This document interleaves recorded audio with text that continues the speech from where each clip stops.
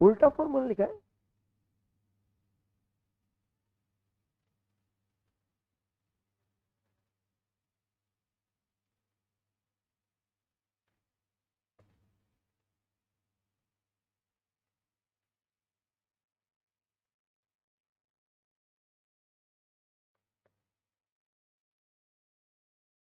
ए भाई, हेलो।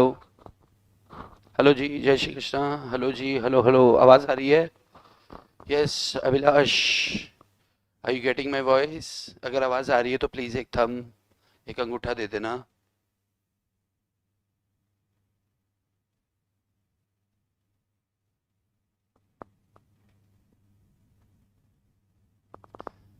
आवाज़ आ रही हो तो एक अंगूठा दे दो बॉस।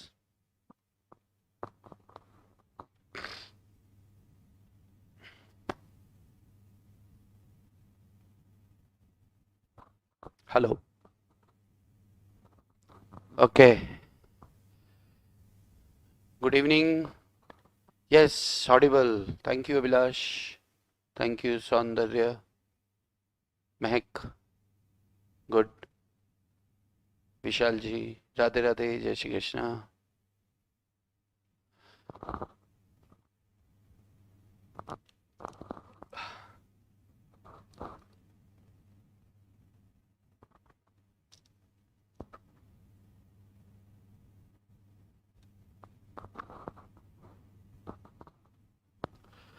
तो क्या बोल रही पब्लिक, स्टार्ट करें क्या? अच्छा एक बात बताओ, अभी आप लोग नोट्स लेकर बैठे हो, प्रिंट आउट किस किसने मारा? ईमानदारी से सच सच बताना। जिस जिसने प्रिंट आउट लिया है ना वो लोग थम्स अप करना। जिस जिसने प्रिंट आउट ले लिए हैं वो थम्स अप करना। हर हर महादेव, हर हर महादेव। गिरीश जी, जय श्री कृष्ण। आयुष बाबू, जय श्री राम, जय सिया राम। गौरव जी, पांडे साहब, जिस जिसने नोट्स के प्रिंट आउट ले लिए हैं अंगूठा ऊपर करो।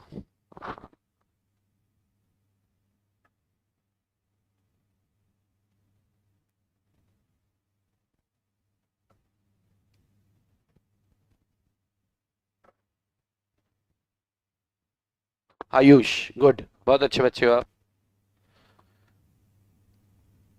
मैं एक बार, अरे सौंदर्य बहुत बढ़िया। विशाल, गुड।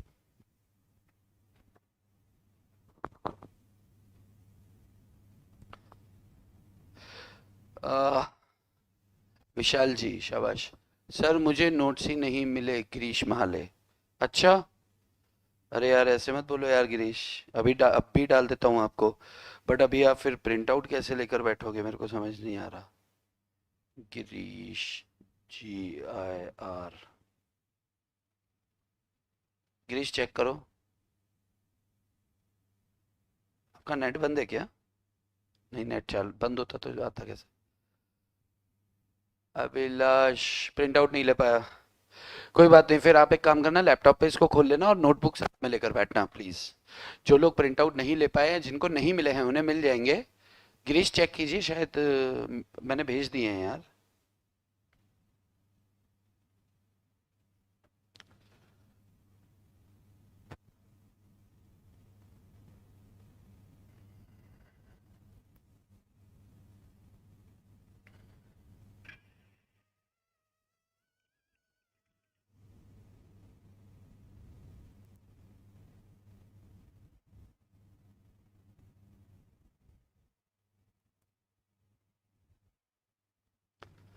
जय श्री कृष्णा, जय जिनेन्द्र। यस, मिले सर, ओके गुड।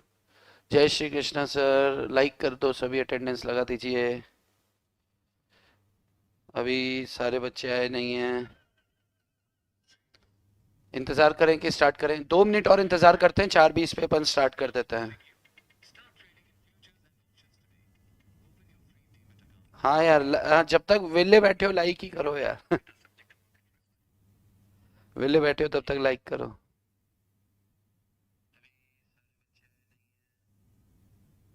चलो अब मुझे भी दिख रहा है कि कौन आया कौन नहीं आया।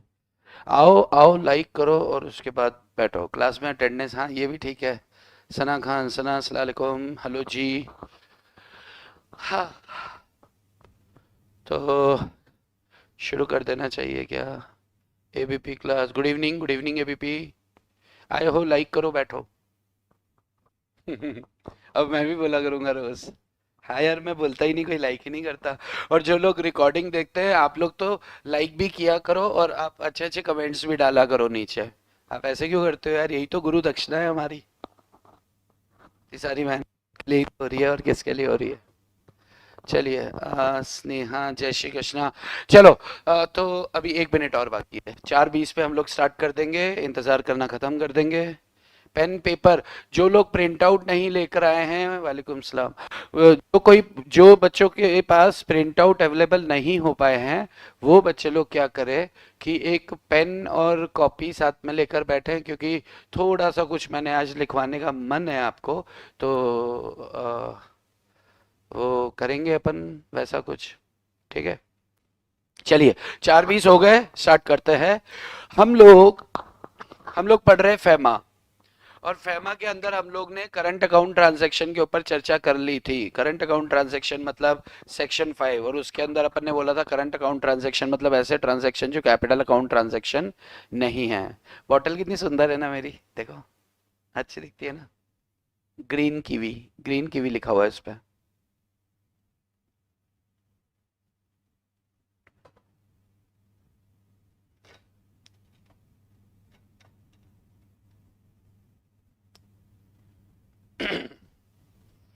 चलिए, तो हमने स्टार्ट किया था। यस, मैं ऐसा मान के चल रहा हूँ जिसने आना। यार एक्चुअली क्या है कि अभी बच्चे लोग नहीं आ पा रहे, उसके पीछे एक कारण भी ये है कि किसान आंदोलन चालू हो गया ना उधर, तो हरियाणा में पूरा नेट बंद है, और मेजोरिटी अपने बच्चे बेचारे लाइव जो बैठा करते हैं वो हरियाणा के हैं। तो आई जस्ट वांट टू से हरियाणा गाइस कि आप लोग क्या करो, बच्चे लोग, आप लोग ना वो वाईफाई वाला जो ब्रॉडबैंड कनेक्शन होता है ना, वो ले लो। जब भी इस तरह की कोई स्थिति उत्पन्न होती है, तो फिर सरकार सबसे पहले मोबाइल डाटा बंद कर देती है, ताकि र्यूमर्स ना फैलें। र्यूमर्स, ठीक है, अब सच है कि र्यूमर है, जो भी फैल रहा है ना फैले, और स्थिति जो है वो कंट्रोल में रहे, इसलिए सरकार ऐसा करती है, जो कि ठीक भी है। अब क्योंकि इलेक्शन आने वाले हैं, और आपको भी पता है कि यार ये सब जो है इलेक्शन तक चलता रहेगा, और इलेक्शन भी आने वाले हैं, और सेम टाइम पे आपके एग्जाम भी आने वाले हैं, तो ये मान के चलो कि डाटा के ऊपर तो ये कंट्रोल इन लोग बना के रखेंगे। तो आप लोग वाईफाई कनेक्शन, ब्रॉडबैंड कनेक्शन 3 महीने का सब्सक्रिप्शन लेकर, क्योंकि आप लोग थोड़े से क्या है कि अभी ऑनलाइन एडिक्ट हो चुके हो ना पढ़ाई को लेकर, किताबों से, और अपनी क्लासेस भी चल रही है, और वो क्लासेस भी नहीं कर पा रहे हो, आप लाइव भी नहीं आ पा रहे हो। जो लाइव में मजा आता है ना क्वेश्चन आंसरिंग में, वो अकेले में नहीं आता, मतलब रिकॉर्डिंग में नहीं आता। रिकॉर्डिंग में भी समझ में बराबर सब कुछ आता है, लेकिन क्या होता है कि लाइव में जो कोई क्वेश्चन दिया, बात फिर मैं आपसे उस पे क्वेश्चन के जवाब पूछ रहा हूँ, आप आंसर कर रहे हो या नहीं कर पा रहे हो, दिमाग चला रहे हो, वो रिकॉर्डिंग में चलता नहीं है। वो रिकॉर्डिंग में अपन इंतजार कर लेते हैं कि आंसर क्या होगा। तो बाकी फिर we are facing that issue. Yes yes yes, तुम भी हरियाणा के हो सोनू, तो मेजोरिटी हरियाणा गैस के साथ ये इशू आ रहे हैं। तो आपसे यही रिक्वेस्ट है, और बिल्कुल परम पिता परमेश्वर सब कुछ ठीक करेगा, और किसानों को उनका हक मिलेगा। मोदी जी बढ़िया बंदे हैं, कर दें अच्छी बात है, नहीं करेंगे तो फिर वैसे ही गंद फैला हुआ है देश में बहुत सारा यार, और ना फैले, है ना। और अपनी एग्जाम भी सेम टाइम पे है, तो आई गेस एग्जाम अपनी 25 मई के आसपास जाएगी मुझे लग रहा है, क्योंकि इलेक्शन 16 अप्रैल से शायद, शायद है ये, मतलब कंफर्म डेट नहीं है। 16 अप्रैल से 16 मई तक मान लो इलेक्शन होते हैं, फिर शपथ ग्रहण समारोह, ये वो नौटंकियां करते कराते 25 पकड़ लो आप। तो 25 मई से पहले तो एग्जाम होने के आसार मुझे तो नजर नहीं आ रहे। बाकी अगर इलेक्शन आगे खिसक गए तो फिर आपकी ड्यू डेट तय है। चलिए, हम लोग थे करंट अकाउंट ट्रांजैक्शन पे, और करंट अकाउंट ट्रांजैक्शन में हमने ये बात किया था कि करंट अकाउंट ट्रांजैक्शन मतलब ऐसे ट्रांजैक्शन जो कैपिटल अकाउंट ट्रांजैक्शंस नहीं है। उसके बाद फिर करंट अकाउंट ट्रांजैक्शन में 4 टुकड़े अपन ने देख लिए थे, वो भी बड़ी अच्छी बात थी। उसके बाद फिर हमने देखा था कि यार करंट अकाउंट ट्रांजैक्शन क्या अलाउड है सारे के सारे, तो नहीं, सरकार ने फेमा फेमा रूल्स बना रखे हैं, करंट अकाउंट ट्रांजैक्शन रूल्स बना रखे हैं, और उन current account transaction rules exam extend करेंगे क्या आईसीएआई, सब बोल रहे हैं एक्सटेंड करेंगे। बहुत बढ़िया। मैंने अभी क्या बोला रे, मैंने भी तो यही बोला। ठीक है, अच्छा आप थोड़ा लेट चल रहे हो, चलो। तो अब अब क्या है कि अच्छा, अब थोड़ी देर के लिए ना अपन कोशिश करेंगे कि अपन कमेंट्स या किसी तरह की कोई बात एकदम ध्यान से सुने। कमेंट्स में अपन थोड़ी देर के लिए रोक लगाएंगे जब तक मैं आपसे सवाल ना करूंगा, और मेरा सवाल सिर्फ इतना होगा कि अंगूठा दे दो या ना दो। ठीक है? तो हम स्टार्ट कर रहे हैं अब, और आई आई जस्ट विश कि अपन जो है संयम बरतें अपने कमेंट्स के ऊपर। ठीक है? चलिए, तो करंट अकाउंट ट्रांजैक्शन को लेकर foreign exchange management current account transaction rules 2000 बने। उसके अंदर 3 शेड्यूल्स उन्होंने दिए हैं। पहली शेड्यूल है प्रोहिबिटेड ट्रांजैक्शन, से प्रोहिबिटेड ट्रांजैक्शन की शेड्यूल हमने प्रिपेयर कर ली थी। इसके बाद सेकंड शेड्यूल है आपकी कि ऐसे ट्रांजैक्शन जिसके लिए आपको सेंट्रल गवर्नमेंट की परमिशन लेना है। अब सेंट्रल गवर्नमेंट का मतलब क्या, मोदी जी से पूछना नहीं। सेंट्रल गवर्नमेंट के विभिन्न मंत्रालय हैं, different different sort of kind of आपके मिनिस्ट्रीज है। तो अलग मिनिस्ट्रालय तो अलग अलग मिनिस्ट्री पे, अलग अलग मंत्रालय पे, अलग अलग डिपार्टमेंट, अलग अलग विभाग पे आपको जाकर परमिशन लेनी होगी, और वो परमिशन दे देंगे। आप क्या कर सकते हो कि ड्रॉ कर सकते हो, ड्रॉल ऑफ फॉरेन एक्सचेंज कर सकते हो। कोई दिक्कत वाली बात नहीं, कोई परेशानी वाली बात नहीं है।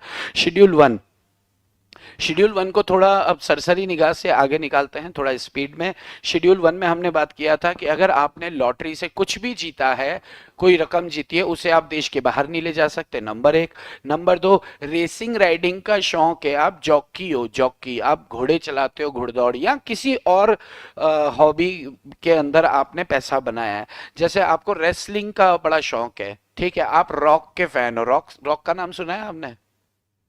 रॉक होता है ना, डिड यू स्मेल ला ला ला ला ला ला ला ला ला what the rock is cooking. तो ऐसे करके फिर वो ऐसे करता है, ऐसे, है ना? तो वो रॉक, आप उसके बहुत बड़े फॉलोअर हो, आप उसके जैसी रेसलिंग करते हो, WWE वाली। तो आप उछल उछल के मारते हो लोगों को, और आपको पैसे बनते हैं, और आपने वहां से फर्स्ट प्राइज जीता, और आपने 2 करोड़ रुपए जीत गए, और 2 करोड़ रुपए जीत गए। अब आप चाहते हो कि मैं देश के बाहर भेज दूं, ना मुन्ना ना, ऐसा आप नहीं कर सकते। दूसरा, तीसरा, आप बाहर की ना तो लॉटरी टिकट खरीद सकते हो, ना ही बाहर के ड्रीम 11 जैसे क्रिकेट में होता है, ऐसे फुटबॉल पूल्स होता है, वहां पे पैसा लगा सकते हो ना, स्वीप स्टिक में लगा सकते हो ना, बैंड मैगजीन के अंदर पैसा लगा सकते हो, है ना? ये पहले 3 हो गए। उसके बाद 2 थे अपने एक्सपोर्ट पर कमीशन देने की बात। तो एक्सपोर्ट पर कमीशन नहीं दे सकते आप अगर आपको सामने से पैसे नहीं मिल रहे। आपको सामने से क्या मिल रहा है? इक्विटी शेयर मिल रहे हैं, या शेयर्स में इन्वेस्टमेंट कर रहे हो उसके बदले में, यानी कि एक तरह का बार्टर एग्रीमेंट हो रहा है, इधर से माल दे रहे हो, उधर से शेयर्स ले रहे हो, तो फिर कमीशन नहीं दे सकते, एक। और दूसरा, अगर आपने एक्सपोर्ट किया है अंडर रुपी स्टेट क्रेडिट रूट, अंडर रुपी स्टेट क्रेडिट रूट, तो भी एक्सपोर्ट पे कमीशन अलाउ नहीं है। लेकिन अगर इसी स्कीम के तहत अगर आपने चाय या तंबाकू पर, टी और टोबैको पर अगर आपने क्या किया है कि वो किया है, क्या बोलते हैं उसको यार, खर्च किया है, तो 10% एक्सपोर्ट किया है, तो फिर 10% तक आपको लॉ ने क्या बोला कि अलाउड है कमीशन। इसके बाद फिर आए थे हम डिविडेंड बैलेंसिंग। एक टर्म आपको याद रखनी है, डिविडेंड बैलेंसिंग और कॉल बैक सर्विसेज, और ये हमारा हो गया था खत्म। नहीं, एक और बाकी था transaction, interest income.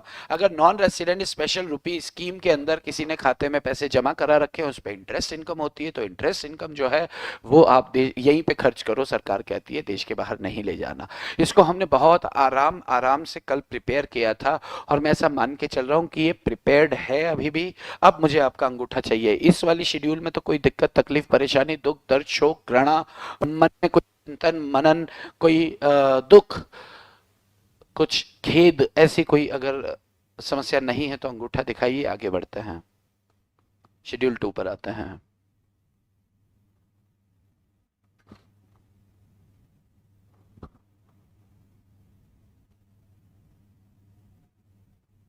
Arya Nagar, good.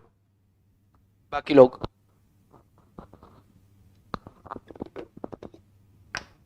कुछ लोगों को अंगूठा नहीं मिलता है, ऐसा मैंने सुना था। तो जिनको अंगूठा नहीं मिल रहा है वो भी वो ढूंढे ना, वो मन में कह दें ओके।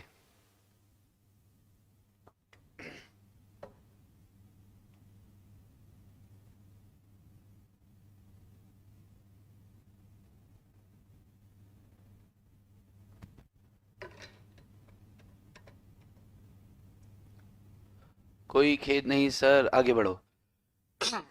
चलो, सेकंड शेड्यूल जो है आपको मैं लिखवा नहीं रहा हूं क्योंकि थोड़ा सा ऐसे गंदा सा। अच्छा देखो, ये सुंदर सा मैंने आपको लिख के दिया है और ये लिखा हुआ मैंने आपको दिखा भी दिया था वैसे कल तो। आज अपन आगे बढ़ते हैं थोड़ा और। शेड्यूल 2 के अंदर देखो आप, शेड्यूल 2 के लिए क्या बोला है कि ऐसे ट्रांजैक्शंस, ये कितने 8 9 10 लगभग 10 ट्रांजैक्शन ये भी हैं। ऐसे ट्रांजैक्शंस जिसके लिए सरकार की अनुमति चाहिए। कौन सी सरकार की? केंद्र सरकार की। केंद्र सरकार के कौन से विभाग की? तो ये डिपेंड करता है, यानी कि गवर्नमेंट की अप्रूवल यहां चाहिए। सबसे पहला ये क्या है? सब करंट अकाउंट ट्रांजैक्शंस है। ये सब करंट अकाउंट ट्रांजैक्शन है। अब किसी तरह का आपकी साइड से कोई कमेंट ना है, सिर्फ मैं बात कर रहा हूं। Number 1, cultural tours. Cultural tour क्या होते हैं? कल्चरल टूर मतलब कल्चरल टूर, आप क्या कर रहे हो? कोई शो करने जा रहे हो विदेश में, उसके अंदर आप रामायण सिखाओगे। दिवाली का ट्रिप है, आप वहां पे जाकर किसी तरह का शो करना चाहते हो और ये बताना चाहते हो कि हमारे राम जी का कितना वर्चस्व था एक समय पर। तो उनकी उनकी रामायण को आप शॉर्ट में करके एक ड्रामा करके आप दिखाना चाहते हो, बिल्कुल आप जाओ, बेझिझक जाओ। कितना पैसा? अरे जितना मर्जी पैसा लगे, सरकार से पूछ लो। कौन सी सरकार से पूछना है आपको? केंद्र सरकार से नहीं, सरकार के कौन से मंत्रालय से? तो ह्यूमन रिसोर्स डेवलपमेंट, मानव संसाधन डेवलपमेंट को क्या बोलते हैं? विकास। मानव संसाधन विकास मंत्रालय के पास आपको जाना है। वहां पर कौन से डिपार्टमेंट में जाना है? Department of education and culture, शिक्षा एवं संस्कृति विभाग में जाकर आपको चिट्ठी देनी है कि सर हम देश के बाहर ऑस्ट्रेलिया में एक गांव है सिडनी, तो वहां पर हम क्या करना चाहते हैं? अपना एक पर्टिकुलर शो करना चाहते हैं, कल्चरल इवेंट है सर, तो हम इतना विदेशी मुद्रा वहां पर लेकर जाना चाहते हैं, भेजना चाहते हैं, खर्च करना चाहते हैं। तो सरकार क्या करेगी? आपको परमिशन दे देगी, आप जा सकते हो। पहला transaction is over. Cultural tour है यार। नंबर 2, सेकंड आपका करंट अकाउंट ट्रांजैक्शन है एडवर्टीजमेंट इन प्रिंट मीडिया। बस इतना सा सुनो, जितना मैं हाईलाइट करूंगा ना बस उतना आप सुनना, बाकी दिमाग लगाओगे तो दिक्कत जाएगा। Advertisement in print media, foreign print media मतलब फॉरेन के अखबार के अंदर आप न्यूज़पेपर, वहां के न्यूज़पेपर में एडवर्टीजमेंट दे रहे हो। आप कौन हो? आप हो या तो एक स्टेट गवर्नमेंट, या फिर हो आप पीएसयू, पब्लिक सेक्टर अंडरटेकिंग, या फिर क्या हो आप? पीएसयू हो। स्टेट गवर्नमेंट हो या पीएसयू हो, आप अगर एडवर्टीजमेंट दे रहे हो फॉरेन प्रिंट मीडिया में, कितना दे रहे हो? साहब हम दे रहे हैं $10,000 से ज्यादा। अगर $10,000 से ज्यादा दे रहे हो तो फिर आपको मतलब 10,000 तक परमिशन की जरूरत नहीं है, कहने का मतलब यह है। लेकिन एक्सीडिंग $10,000 कर रहे हो तो मिनिस्ट्री ऑफ फाइनेंस यानी कि वित्त मंत्रालय के डिपार्टमेंट ऑफ इकोनॉमिक अफेयर्स के पास आपको परमिशन लेनी है, और ये परमिशन लेने के बाद आप ऐसा काम कर सकते हो। लेकिन ख्याल रहे 3 जगह आपको विज्ञापन नहीं देना है। 3 पर्पस के लिए नहीं देना है, किसी भी पर्पस के लिए दो, लेकिन other than promotion of tourism, tourism को बढ़ावा देने के लिए, फॉरेन इन्वेस्टमेंट को बढ़ावा देने के लिए, या इंटरनेशनल बिडिंग को बढ़ावा देने के लिए। इंटरनेशनल फिर बढ़ावा बोल दिया, इंटरनेशनल बिडिंग के लिए। भाई जैसे मान लो कि हमारे यहाँ पर इतनी अच्छी टेक्नोलॉजीज नहीं है, थोड़ी देर के लिए समझते, हमको समुद्र के ऊपर एक ब्रिज बनाना है और वो बहुत लंबा बनना चाहिए। तो मान लो कि हमारे पास टेक्निक इतनी डेवलप नहीं है, तो हम क्या करेंगे? चाइना या जापान में जाएंगे और वहां की कोई अच्छी टेक्निक हमें बहुत अच्छी समझ में आती है, तो हम क्या करेंगे? जापान के वहां के न्यूज़पेपर में, प्रिंट मीडिया में एडवर्टीजमेंट दे देंगे कि यार आप बिडिंग लाओ, जो हमें जमेगा हम क्या करेंगे? उसको कॉन्ट्रैक्ट दे देंगे।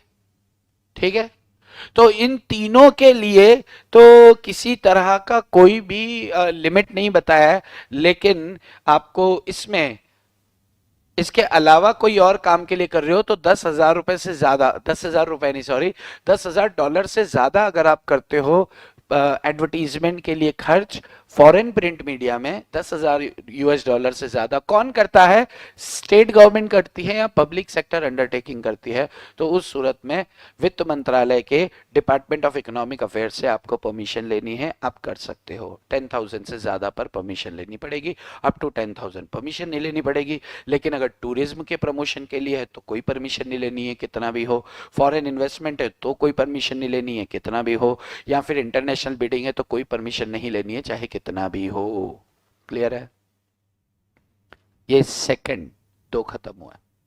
तीसरा, remittance of freight of vessel chartered by PSU.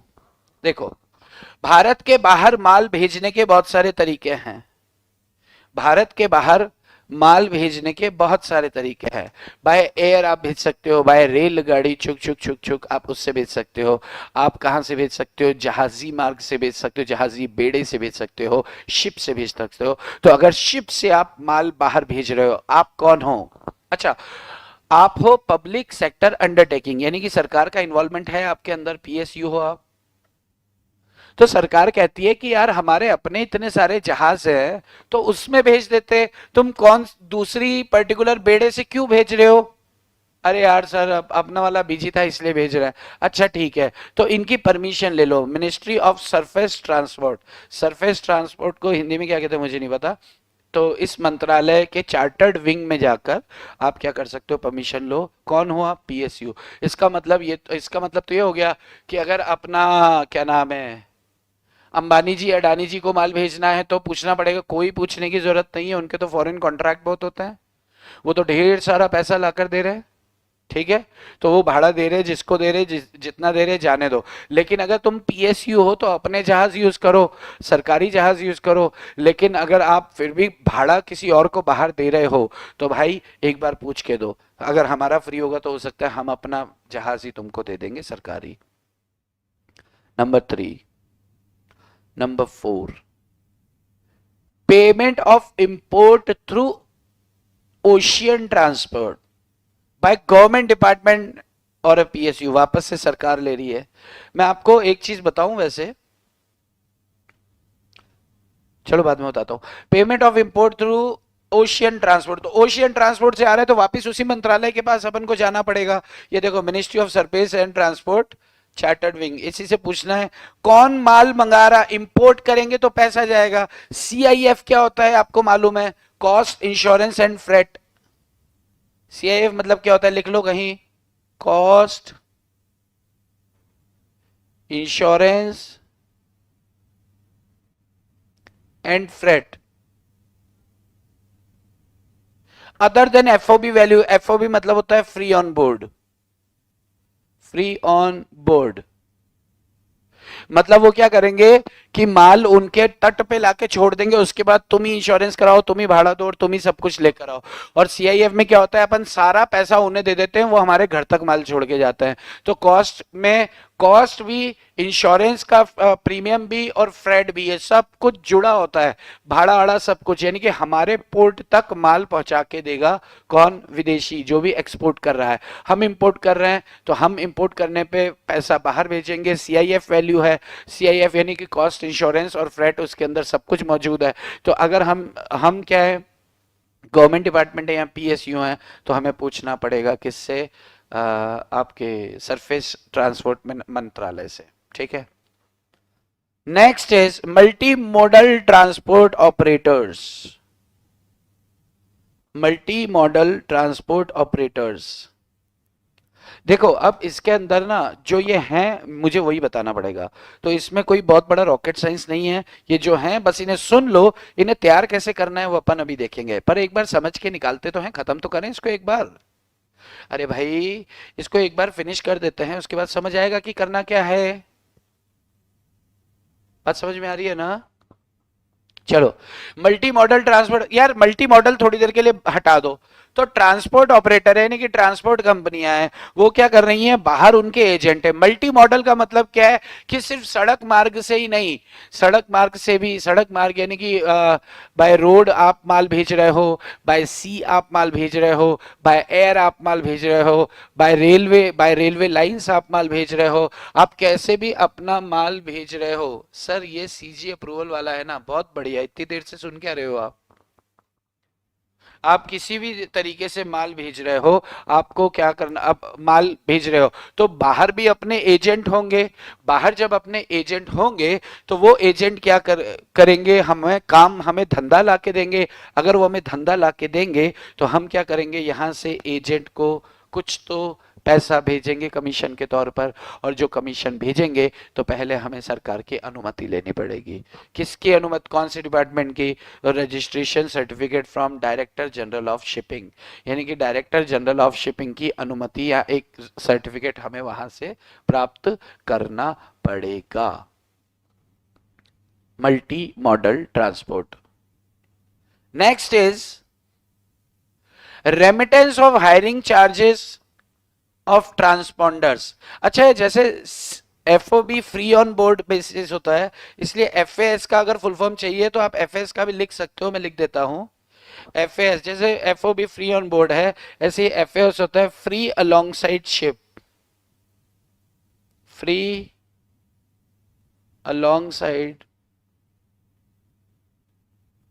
Ship, मतलब उनका जहाज आपके जहाज के बगल में आके खड़ा हो जाएगा, अब माल वहां से आप ले लो। भाई आप अपना पर्सनल गाड़ी लेके गए कि मुझे माल चाहिए, तो वो क्या करेगा, अपनी गाड़ी से माल आपकी गाड़ी के बाजू में लाके खड़ी कर देगा, और फिर क्या करो, आप उसकी गाड़ी से अपनी गाड़ी में ले लो। तो ये सारी बकवास बात है, अपन को तो सीआईएफ पे ध्यान देना है, कॉस्ट इंश्योरेंस फ्रेट के हिसाब से अपन पेमेंट कर रहे हैं, ठीक है। नेक्स्ट आता है remittance of hiring charges of transponders. Transponder क्या होता है यार, ट्रांसपॉन्डरिंग चार्जेस मतलब सैटेलाइट से संबंधित एक्सपेंसेस हैं। भाई टीवियां जो चलती हैं, ये मैच चलते हैं, तो ट्रांसपॉन्डर्स होते क्या है, लिख लो, लिख लो थोड़ा सा, आप ट्रांसपॉन्डर के बारे में थोड़ा सा लिख लो। A device for receiving, transponders के बारे में लिख लो, transponders, a device, a device for receiving a radio, for receiving a radio signal and for receiving a radio signal and automatically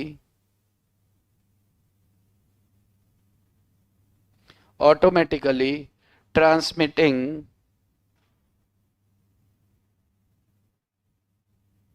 a different signal।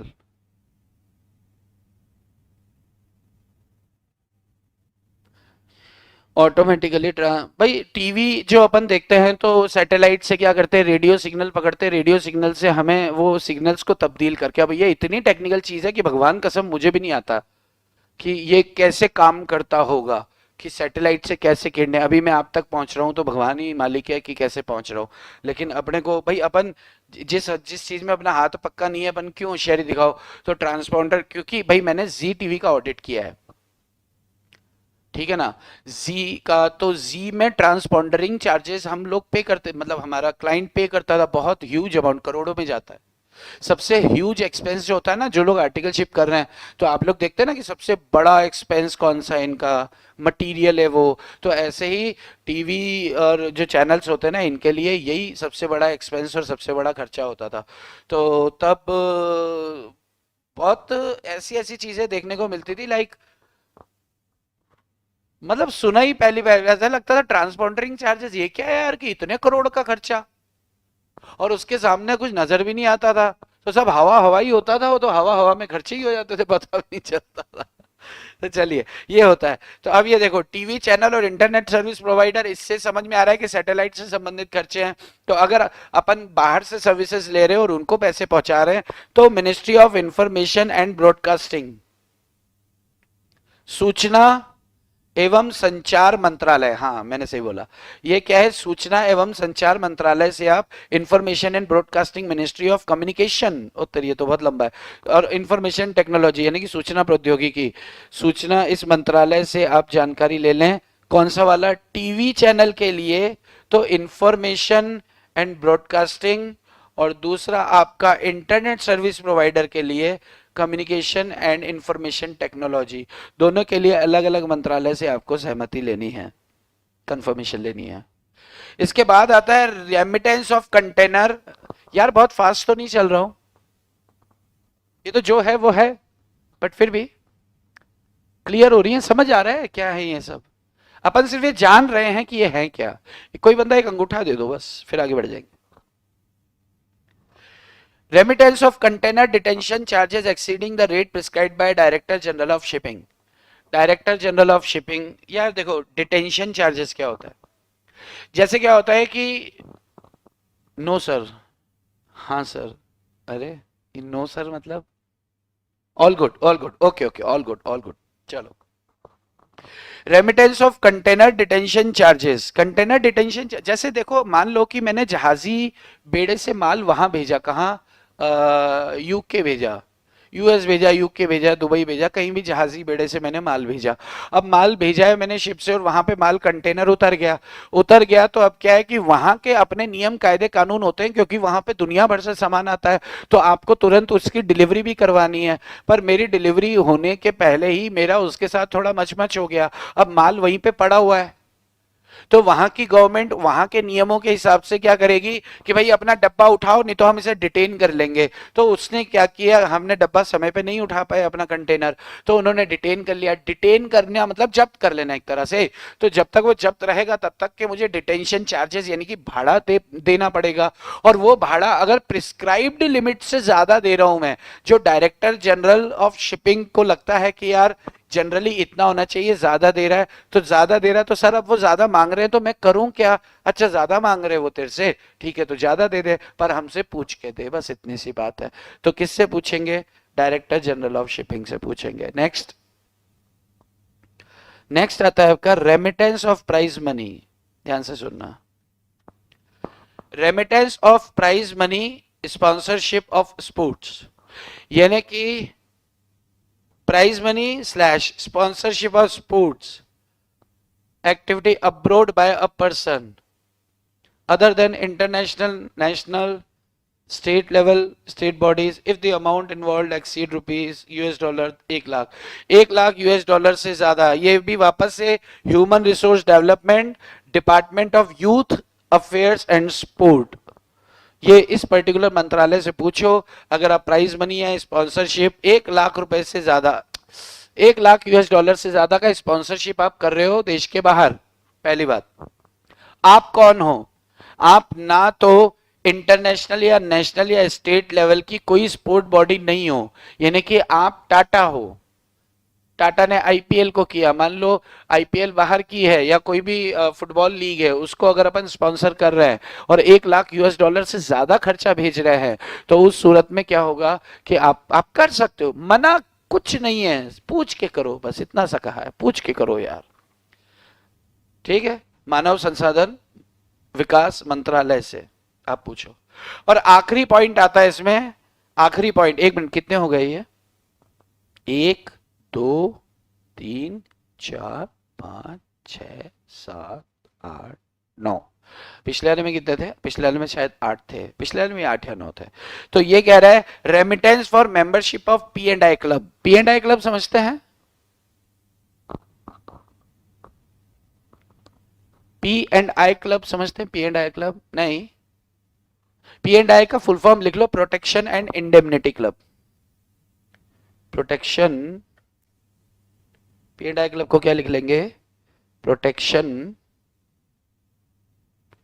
And indemnity club, protection and indemnity club. देखो समझना है इसको, वैसे याद आपको रखना है कि P&I क्लब की मेंबरशिप के लिए अगर पैसा है तो सरकार से पूछो, किससे, वित्त मंत्रालय से, वित्त मंत्रालय के इंश्योरेंस डिवीजन से, तो इससे क्लियर होना चाहिए इंश्योरेंस से संबंधित है, इंडेमनिटी लिख दिया तो इंश्योरेंस क्लियर हो ही गया, protection and indemnity club, protection and indemnity club. अब ध्यान से सुनो, पी एंड आई क्लब होता क्या है, ध्यान से सुनना।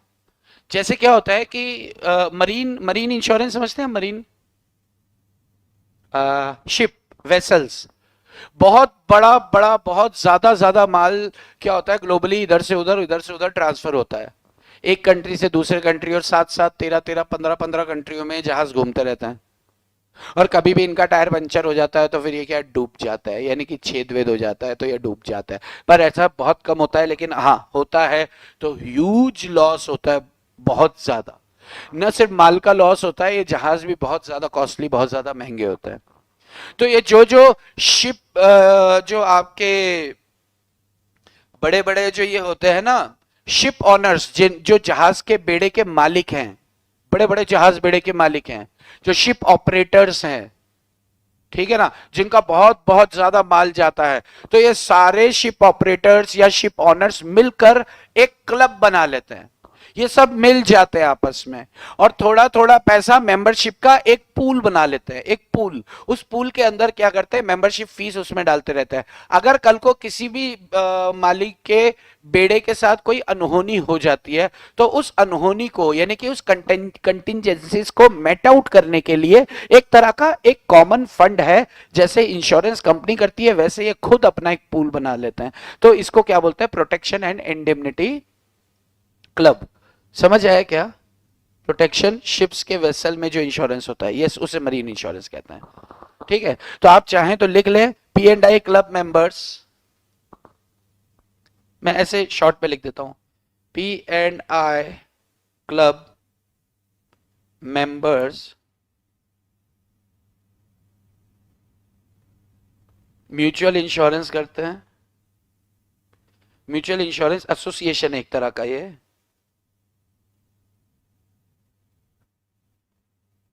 म्यूचुअल इंश्योरेंस एसोसिएशन है, पहली बात। दूसरी बात क्या, ये प्रोवाइड करते हैं risk pooling,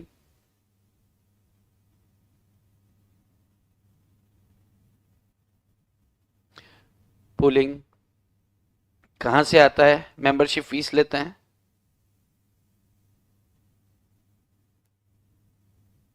from all members. Members कौन होते हैं इनके, शिप ऑनर्स हो सकते हैं या आपके क्या नाम है उसका, शिप ऑपरेटर्स हो सकते हैं,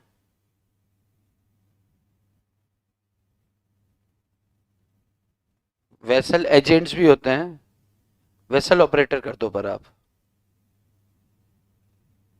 एटीसी, यानी कि इसी तरह के लोग इसके मेंबर होते हैं। फंड प्रीमियम डालते हैं, भाई ये मेंबरशिप फीस को फंड या प्रीमियम भी बोल देते हैं लोग। प्रीमियम डालो और आपस में क्लब बना लो, और ये जो क्लब होता है ये रिपोर्ट करता है अपने मेंबर्स को कि भाई क्या हुआ पूरे इस पर्टिकुलर ईयर के दौरान, रिपोर्ट टू मेंबर्स।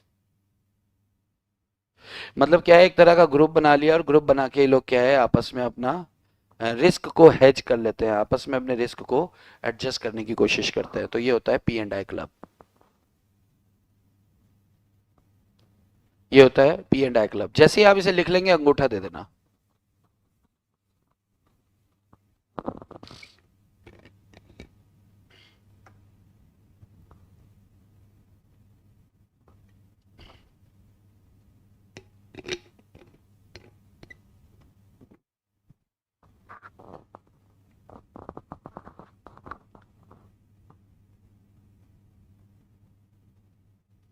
चलो बहुत बढ़िया, मैं हटा रहा हूं इसको, राइट।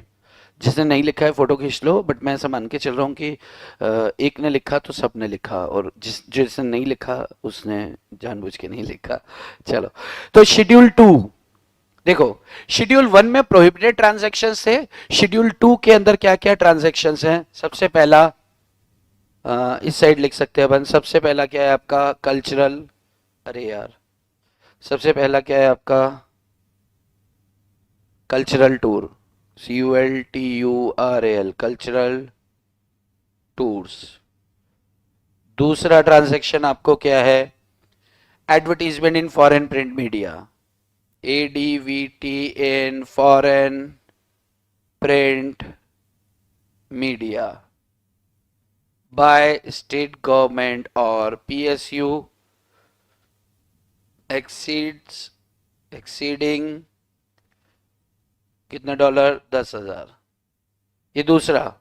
नंबर तीसरा, remittance of freight of vessel chartered, freight of vessel by PSU। ये तीसरा हो गया जी। ये चौथा। भाई आज अपन ने डायरेक्ट यहीं से लिया ना, वरना अगर मैं लिखाता हूं तो मैं ऐसे शॉर्ट में ही लेता हूं आपको। चौथा, payment of import through ocean transport by government department on CIO basis, import by government department or PSU on CIF basis। Number 4। Number 5, multi modal transport, multimodal transport. Number 6, transpondering charges.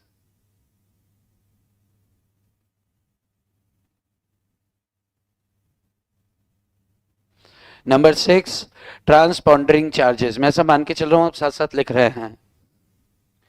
Number 7, detention charges, container detention charges.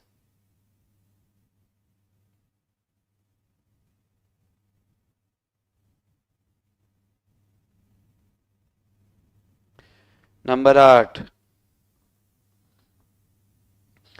Sponsorship, sports sponsorship.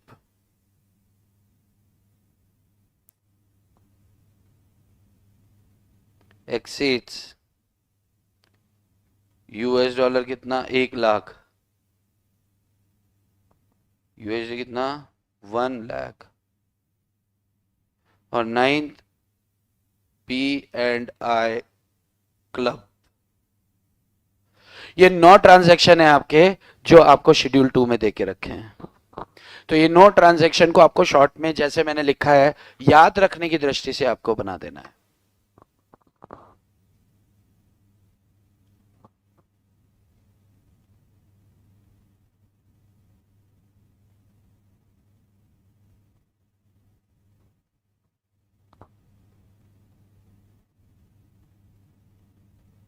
इसलिए मैं बोला था print out लेकर रखो जी, जो लोग ले लिए ठीक है, जो लोग नहीं लिए नोटबुक में एंट्री करो ये सब।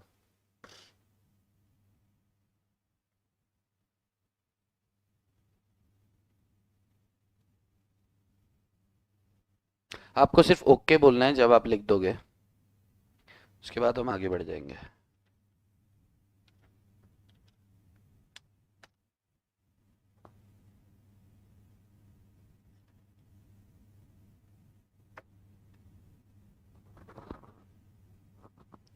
डन, बहुत बढ़िया। चलो, तो अब इसको तैयार अगर आपको करना है ना, तो आपको बस ये ध्यान रखना है, ध्यान से सुनना। अब ध्यान से सुनना, आप अपन एग्जामिनर को पकड़ने की कोशिश कर रहे हैं। कल्चरल टूर्स जो हैं, ये सबसे ज्यादा इंपॉर्टेंट है, क्योंकि कल्चरल टूर अपन सबसे ज्यादा करते हैं अपने इंडिया में। अपन मतलब वो इंस्टीट्यूट आपसे ही पकड़ के एक्सपेक्ट करेगी कि यार आप ना अपने हिसाब से लेके चलो, ये जहाजी बेड़े और ये वो सब हैं सारे ट्रांजैक्शन। अब शेड्यूल देनी थी तो पूरी शेड्यूल देनी थी, लेकिन वो जान के चलते हैं, मान के चलते कि आप बच्चे लोग हो, तो आप ये कल्चरल टूर के ऊपर तो आपको जानकारी होनी चाहिए।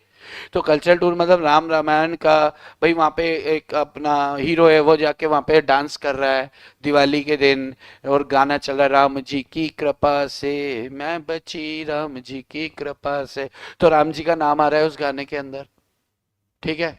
और ये गाना कौन गा रही है, ये गा रही है कौन, बाली, नहीं बाली नहीं, सुग्रीव, सुग्रीव की बीवी, क्योंकि बाली सुग्रीव की बीवी को उठा के ले गया था, फिर वो बाली का वध करते हैं राम जी, वो तीर मारते हैं, दोनों की लड़ाई होती है जब सुग्रीव और उनकी, तो फिर बाली मृत्यु हो जाती है बाली की, तो फिर वहां से एकदम से वो निकल के आती है राम जी की कृपा से।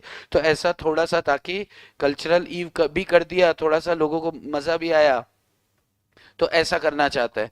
तो इंस्टीट्यूट चाहती है कि आपको ये कल्चरल मालूम होना चाहिए, इंस्टीट्यूट ये चाहती है आपसे।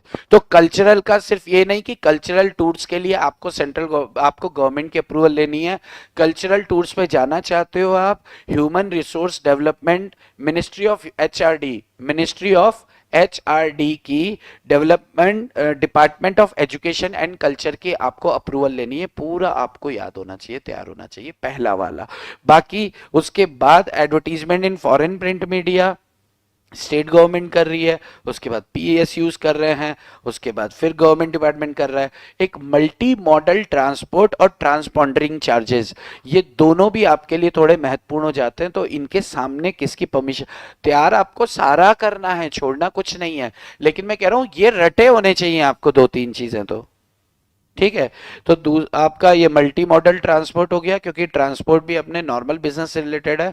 तीसरा आपका ट्रांसपॉन्डरिंग चार्जेस, इंटरनेट सर्विसेज और टीवी चैनल्स वाला।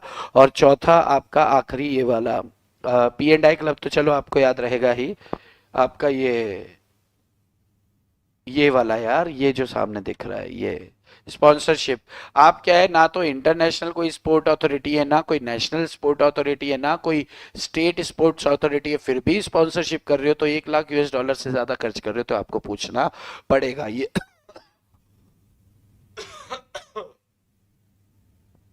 आपका शेड्यूल 2 होता है खत्म। अब आते हैं शेड्यूल 3 पर। शेड्यूल 3 पर आने से पहले मैं एक ब्रेक ले रहा हूं, और ब्रेक ले रहा हूं सिर्फ 2 मिनट का, और वो 2 मिनट में आपके लिए ब्रेक ले रहा हूं कि आप इस शेड्यूल को एक बार बड़ा छोटा करके जैसे करके देखना है, आपके पास प्रिंट आउट है तो आप एक बार गो थ्रू कर लो इसको। 2 मिनट दे रहा हूं, क्योंकि अगर मैं डायरेक्ट बढ़ूंगा फिर होच पोच होगी चीजें। 2 मिनट यानी कि आप 5:01 हुआ है, 5:04 पर हम लोग वापस से रिज्यूम करेंगे। मैं इधर ही बैठा हूं, लेकिन मैं चाहता हूं कि आप एक बार नजर दौड़ा लो, 3 मिनट बहुत होते हैं, ठीक है, चलिए।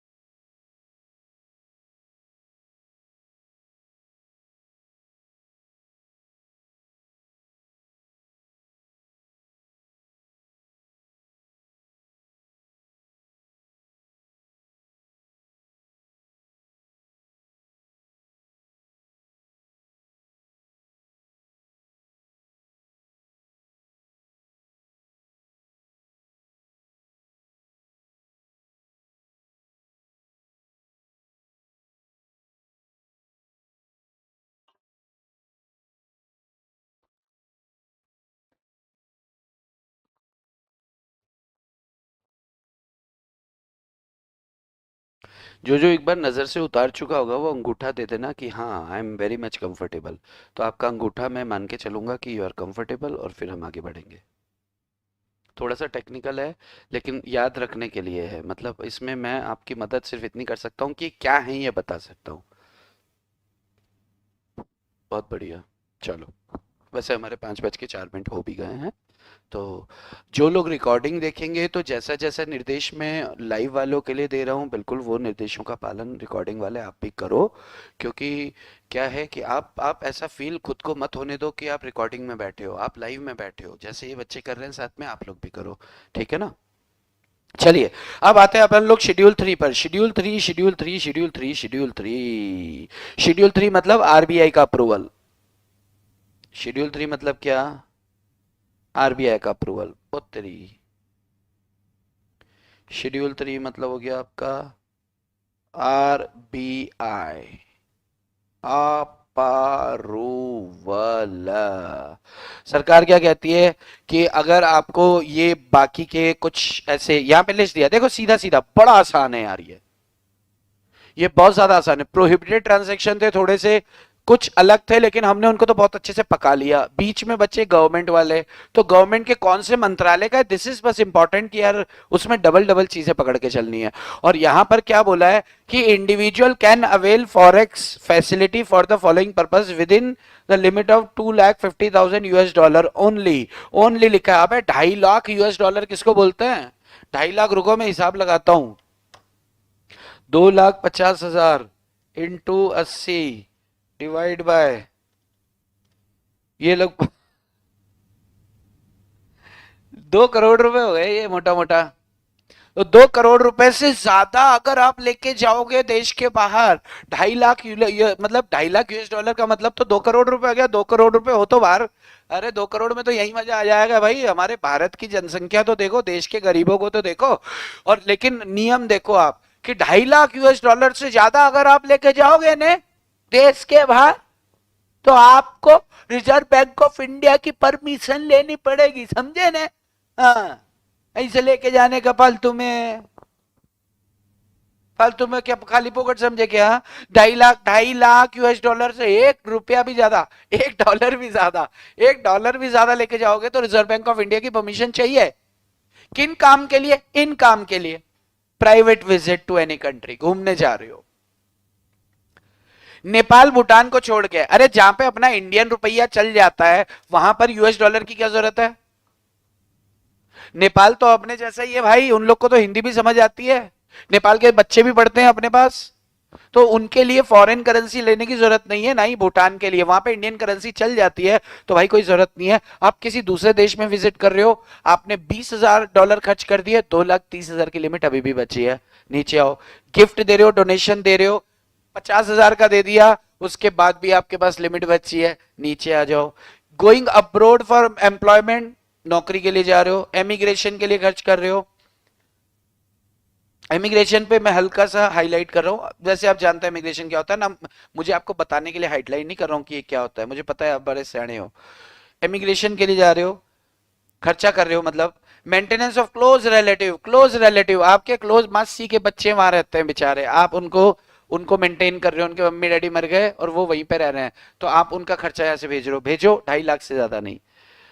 Travel for business, attending conference, meeting attend करने के लिए जाते हो आप वहां पर, खर्चा कर रहे हो, 2.5 लाख की लिमिट है आपकी साल की, ये ध्यान रखना। स्पेशलाइज ट्रेनिंग में, अच्छा ये सब बिजनेस के खर्चे हो गए। मेडिकल एक्सपेंसेस, इलाज कराने जाते हो या कोई इलाज कराने जा रहा है तो उसके अटेंडेंट बन के जाते हो, ये देखो, attendant to a patient going abroad, medical checkup के लिए जा रहा है कोई, उसके अटेंडेंट बन के चले गए तो 2.5 लाख के ऊपर आरबीआई का अप्रूवल। यानी कि ये सारे हम लोगों के लिए हैं, तो इसलिए थोड़े आसान लग रहे हैं, वो सारे धंधेबाजों के लिए थे। जो अपना बीच वाला गवर्नमेंट का अप्रूवल था ना, वो सब धंधेबाजों के लिए थे, ये सब अपन लोग के लिए हैं, इसलिए आसान लग रहे हैं। Expenses in connection with medical treatment abroad, बहुत अच्छी बात है, इसको भी मैं हाईलाइट कर रहा हूं। स्टडीज अब्रोड, देश के बाहर शिक्षा। तो अगर और any other current account transaction, यानी कि 8 ट्रांजेक्शन है, 8 ट्रांजेक्शन है, यानी कि सीधी सीधी सी बात है यार, जो जो आप करने की चाहत रखते हो ना वो सब लिख दिया इसने। नौकरी करना जाना चाहते हो, इमिग्रेशन की बात है, क्लोज रिलेटिव उधर रहते हैं उनको कुछ भेजना है, मेडिकल ट्रीटमेंट कराना है, या मेडिकल ट्रीटमेंट कोई रिश्तेदार करा रहा है उसके साथ जाना है अटेंडेंट बन के, या फिर आपको बाहर पढ़ाई करनी है, या फिर गिफ्ट भेजना है, या फिर किसी भी घूमना ही है, कुछ नहीं तो वेले घूमना ही है। तो अगर 2.5 लाख यूएस डॉलर से ज्यादा के बारे में आप सोच रहे हो तो लॉ ऐसा कहता है कि सोचो, सोचना भी मत, ऐसे नहीं बोलते, सोचो, लेकिन रिजर्व बैंक ऑफ इंडिया की अप्रूवल ले लो। तो ये शेड्यूल 3 हो जाता है खत्म, शेड्यूल 3 इज ओवर।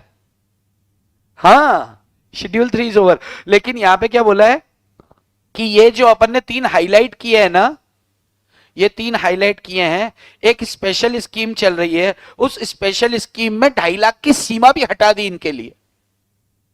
बशर्ते आप क्या करो कि जैसे अब्रोड आपने शिक्षा लेनी है ना, तो उनसे क्या करो, एक वो मंगा लो, प्रोजेक्शन मंगवा लो।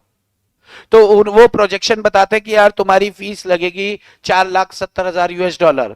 तो प्रोजेक्शन आ गया ना आपका उस कॉलेज उस यूनिवर्सिटी का, तो आप 4,70,000 यूएस डॉलर आप देश के बाहर लेकर जा रहे हो, परमिशन लेने की जरूरत नहीं है। वो फेमा की एक लिबरलाइजेशन मैं बताता हूं, देखो रुको एक मिनट नीचे, कौन कौन सा point, point number 4, point number 7 और point number 8, immigration, medical treatment में बाहर के डॉक्टर से क्या ले लो आप, वो एस्टिमेट ले लो कि भाई मैंने अपने दिल को इधर से इधर करवाना है, दूसरी जगह लगवाना है, इधर मजा नहीं आ रहा, तो इधर धक धक करता है तो सबको दिखता है कि धक धक कर रहा है इसका दिल, तो मैं इधर यहाँ पेट में दिल डाल दो और दिल में पेट डाल दो, रोटी खाऊं डायरेक्ट यहीं रुक जाए, ठीक है, और यहाँ पेट धड़ धड़ धड़ धड़कता रहे।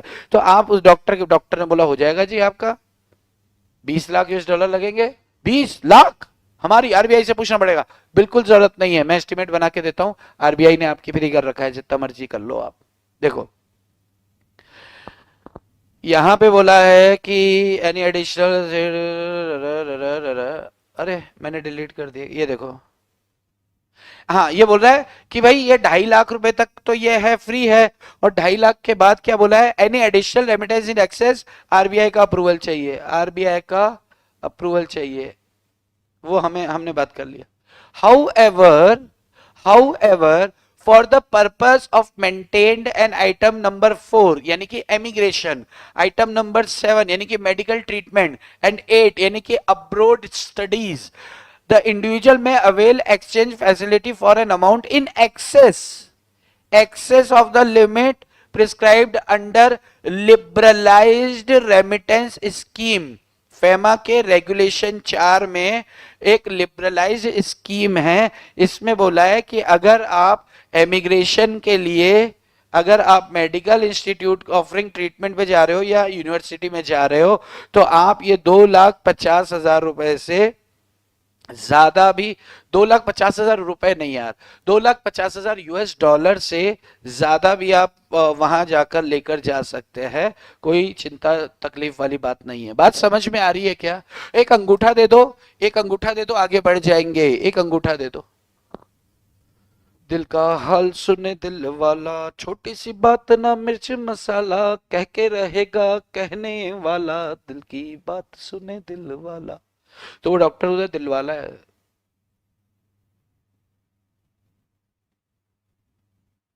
अंगूठा दे दो, अंगूठा दे दो आपको, बस ये 3 टॉपिक्स ध्यान रखने, emigration, studies abroad and expenses in connection with medical treatment abroad.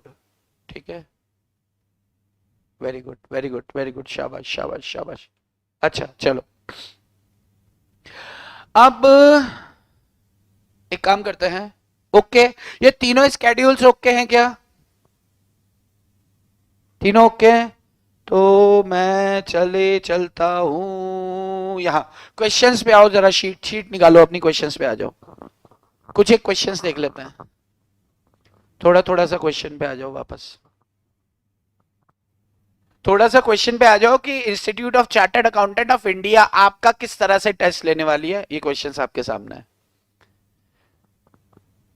ICAI के मॉड्यूल थोड़ा सा टेक्निकल लैंग्वेज है, तो मैं जो नोट्स दे रहा हूं आपको यहां से आप खत्म करना, पहली चीज मॉड्यूल को पूरा कवर कर रहा हूं मैं, तो इसको आप यहां से कवर करना, और आईसीएआई के मॉड्यूल में जो पीछे क्वेश्चन दिए वो सारे क्वेश्चन मैंने इसमें कवर कर लिए हैं। तो कई बार ऐसा होता है ना कि यार अभी नया चैप्टर जुड़ा है तो आईसीआई ने जबरदस्त क्वेश्चन दिए होंगे। हाँ, जबरदस्त जो क्वेश्चन दिए ना आईसीआई ने कि आपसे क्या पूछेंगे वो मैंने इसमें कवर कर लिया। आप क्वेश्चंस पे आ जाओ। क्वेश्चन नंबर 1, क्वेश्चन नंबर 1 का आंसर करना है आपको। स्टार्ट करो।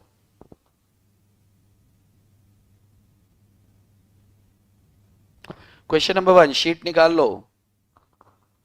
शीट नहीं है तो सिस्टम पे खोलो, सिस्टम पे नहीं खुल रहा है तो आपको सिस्टम पे दिखना चाहिए। मैंने इसको फुल स्क्रीन पे कर दिया है। इसको फुल स्क्रीन पे भी कर सकते हैं, कैसे करेंगे देखो जरा क्वेश्चन को। कहाँ गया यार?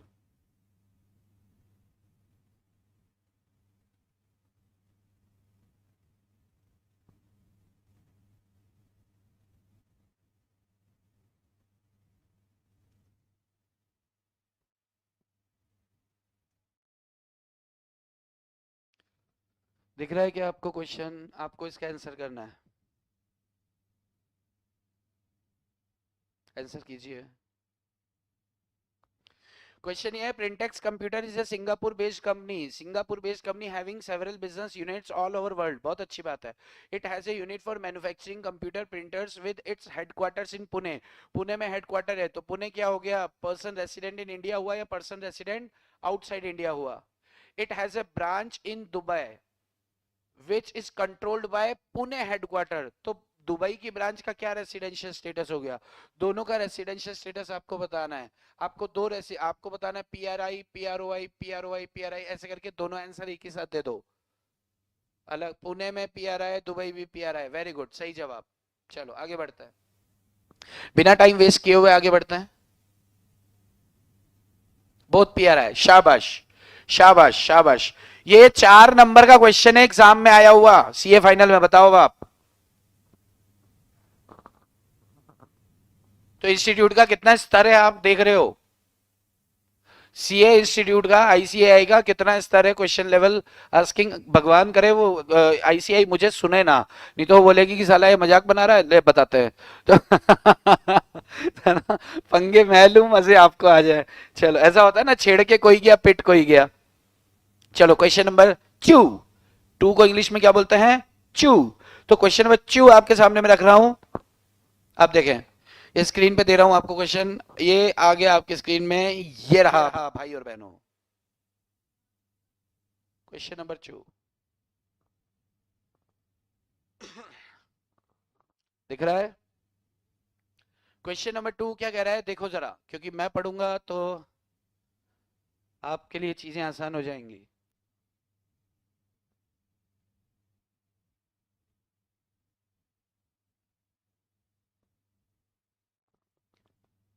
मिस्टर सेन, सनी मोरे सनी, मोरे सनी सनी सनी सनी सनी।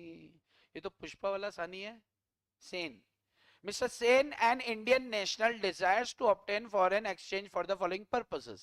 पहला, वो चाहता है कि 50,000 यूएस डॉलर जो उसने लॉटरी टिकट से जीते हैं।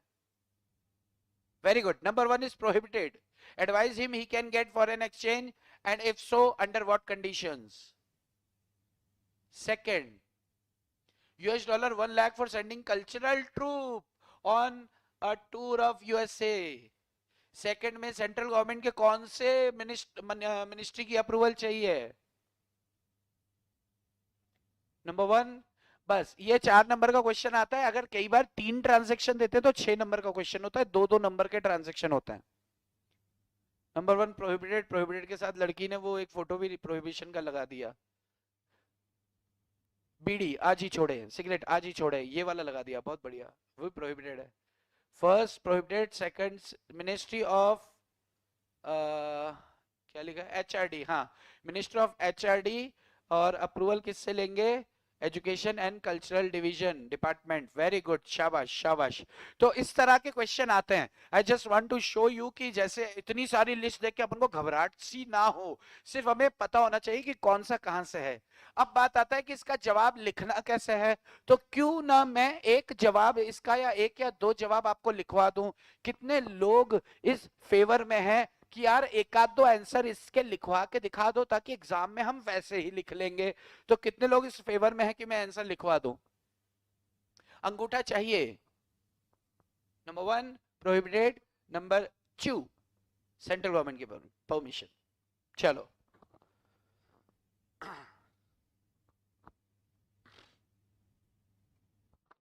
अरे सामी, ओ सामी, सामी सामी सामी सामी सामी, अरे सामी, हे सामी। अच्छा, ये आपके अंगूठे का मतलब आप लोग कर लेंगे, राइट?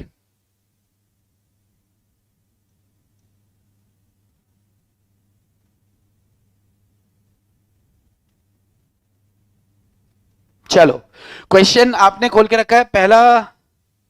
चलो आप लिखो। अच्छा सुनो, कोई भी क्वेश्चन आता है, क्वेश्चन नंबर 2 जैसा, क्वेश्चन नंबर 2 जैसा जिसमें 2-3 ट्रांजैक्शन देंगे और आपसे पूछेंगे कि बताओ बच्चों बताओ क्या करें, ऐसा कोई भी क्वेश्चन आता है तो उसका स्टार्ट कैसे करना है, पहली 4 लाइनें क्या होंगी, पहले तो वो लिखते हैं अपन। पहली 4 से 5 लाइनें लिखो। कोई भी क्वेश्चन आता है तो इसके लिए अभी हमें क्वेश्चन देखने की जरूरत नहीं है, एकदम ध्यान से लिखना। Shall we start? एक बता दो ना लिख के। अरे एक क्या, चारों लिखा देंगे बहन, चिंता क्या कर दी तुमने, तुम्हारे लिए तो हूं मैं। ठीक है, लिखें। Under the provisions of section 5, साथ साथ लिखना। Under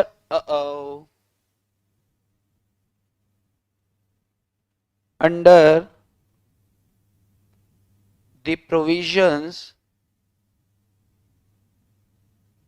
under the provisions of, under the provisions of section 5 of foreign exchange management act, foreign exchange management act 1999। आप पूरा लिखना, जब वहां पे लिखोगे, अभी फैमा लिख सकते हो। certain rules,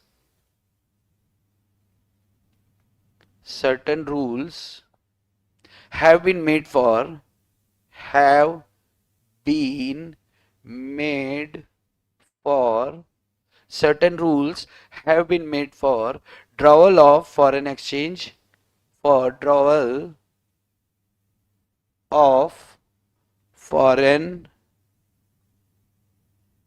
exchange,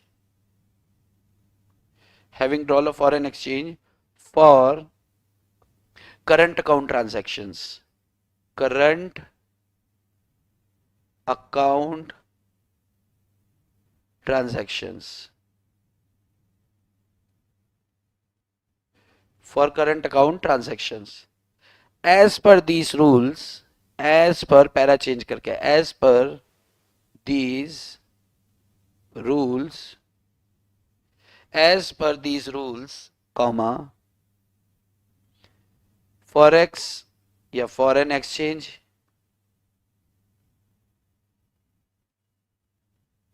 as per these rules, foreign exchange for some of the, for some of the, for some of the current account transactions, current account transactions,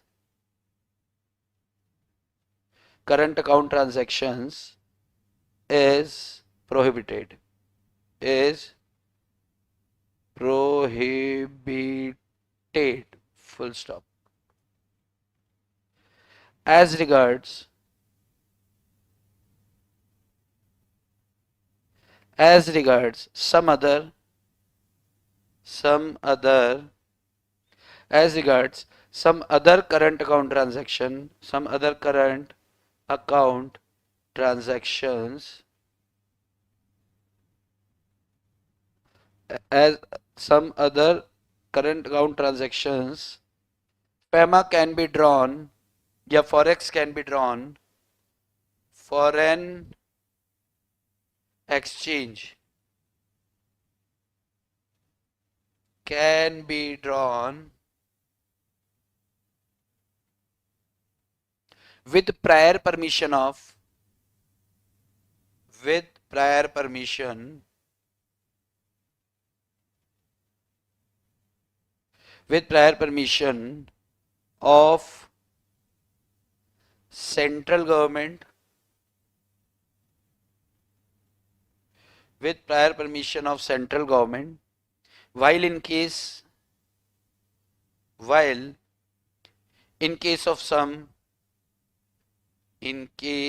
of some current account transactions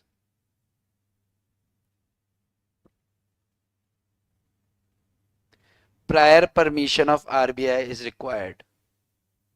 Prior permission of RBI is required.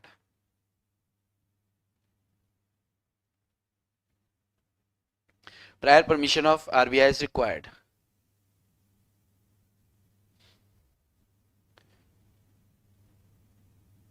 ये question number 2 लिख रहा हूं, ये answer से आपको समझ आना चाहिए. मैंने क्लियर किया वैसे यार, ऐसे मत पूछो. अब इसमें पार्ट 1 में क्या बोला है? Remittance out of lottery winnings. Remittance out of lottery winnings. Remittance out of lottery winnings. यहां लिखो सच remittance is prohibited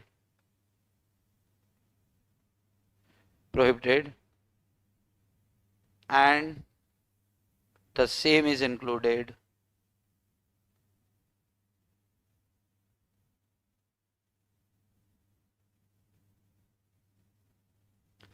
in first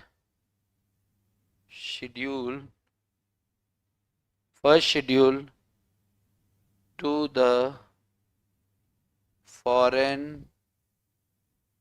exchange management current account transaction rules 2000. Hence, Mr. Sen cannot withdraw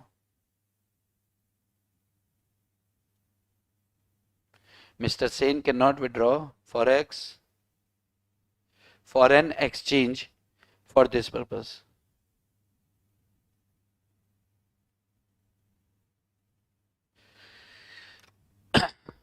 कोई भी question आता है तो उसका जवाब अपन को स्टार्ट कहां से करना है? आप लोग लिखते रहें. चलो मैं पहले पूरा लिखा देता हूं इसको, उसके बाद फिर मैं आपको डिस्कस करूंगा. डिस्कस करके आपको ट्रिक बताऊंगा इसकी. वैसे आप लोगों को पकड़ में आ रही है, आई गेस कुछ बच्चों को तो आ रही है. नेक्स्ट लिखो फॉरेक्स फॉर यानी कि foreign exchange for meeting expenses for cultural troupe या टूर. कल्चरल ट्रूप या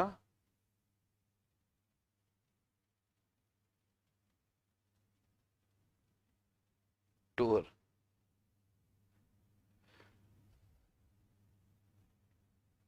मैं ऐसा मान के चलूं, साथ साथ आप लिख रहे हैं, है ना? कल्चरल टूर और ट्रूप लिखो. इट कैन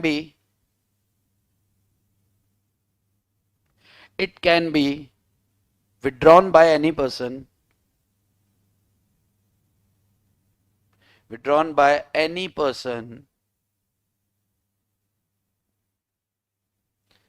after obtaining, ये गवर्नमेंट वाला था, after obtaining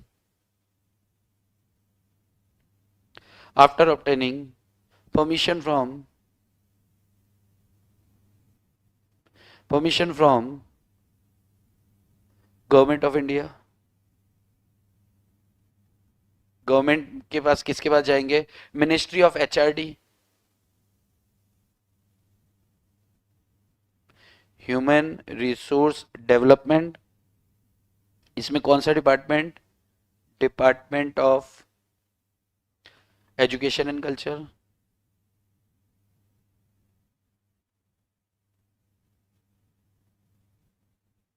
department of education and culture as prescribed in, as जैसे वो प्रिस्क्राइब कहां किया था वैसे इसको भी बता दो, as prescribed, as prescribed in second schedule, second schedule to the foreign exchange, to the foreign exchange management, current account transaction rules। आपको पूरा लिखना है, आपको चोट्टा बनते नहीं करनी। हम कर सकते हैं, फैकल्टी हैं, हाँ हमको शेयर दिखाने का पूरा वो है, आप नहीं कर सकते हो। रूल्स 2000, फिर हेंस मिस्टर, इसका भी सेम, इसका नाम क्या था यार? इसका भी सेम नाम था क्या?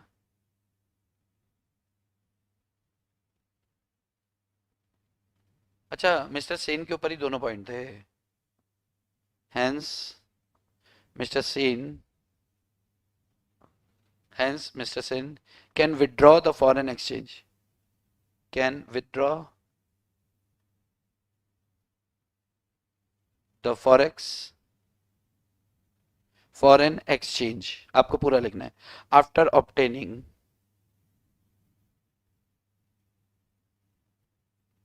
सच परमिशन,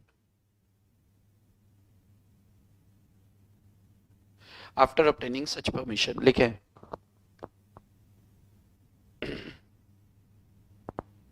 जैसे ही आप ये लिख लेंगे फिर आप अंगूठा देना, फिर ये टेक्निक को पकड़ते हैं अपन कि इस तरह का कोई भी क्वेश्चन आता है ना एग्जाम में, तो इसको कैसे अपन कर पाते हैं। मैं आपको ये फुल स्क्रीन पे दे देता हूँ थोड़ी देर के लिए।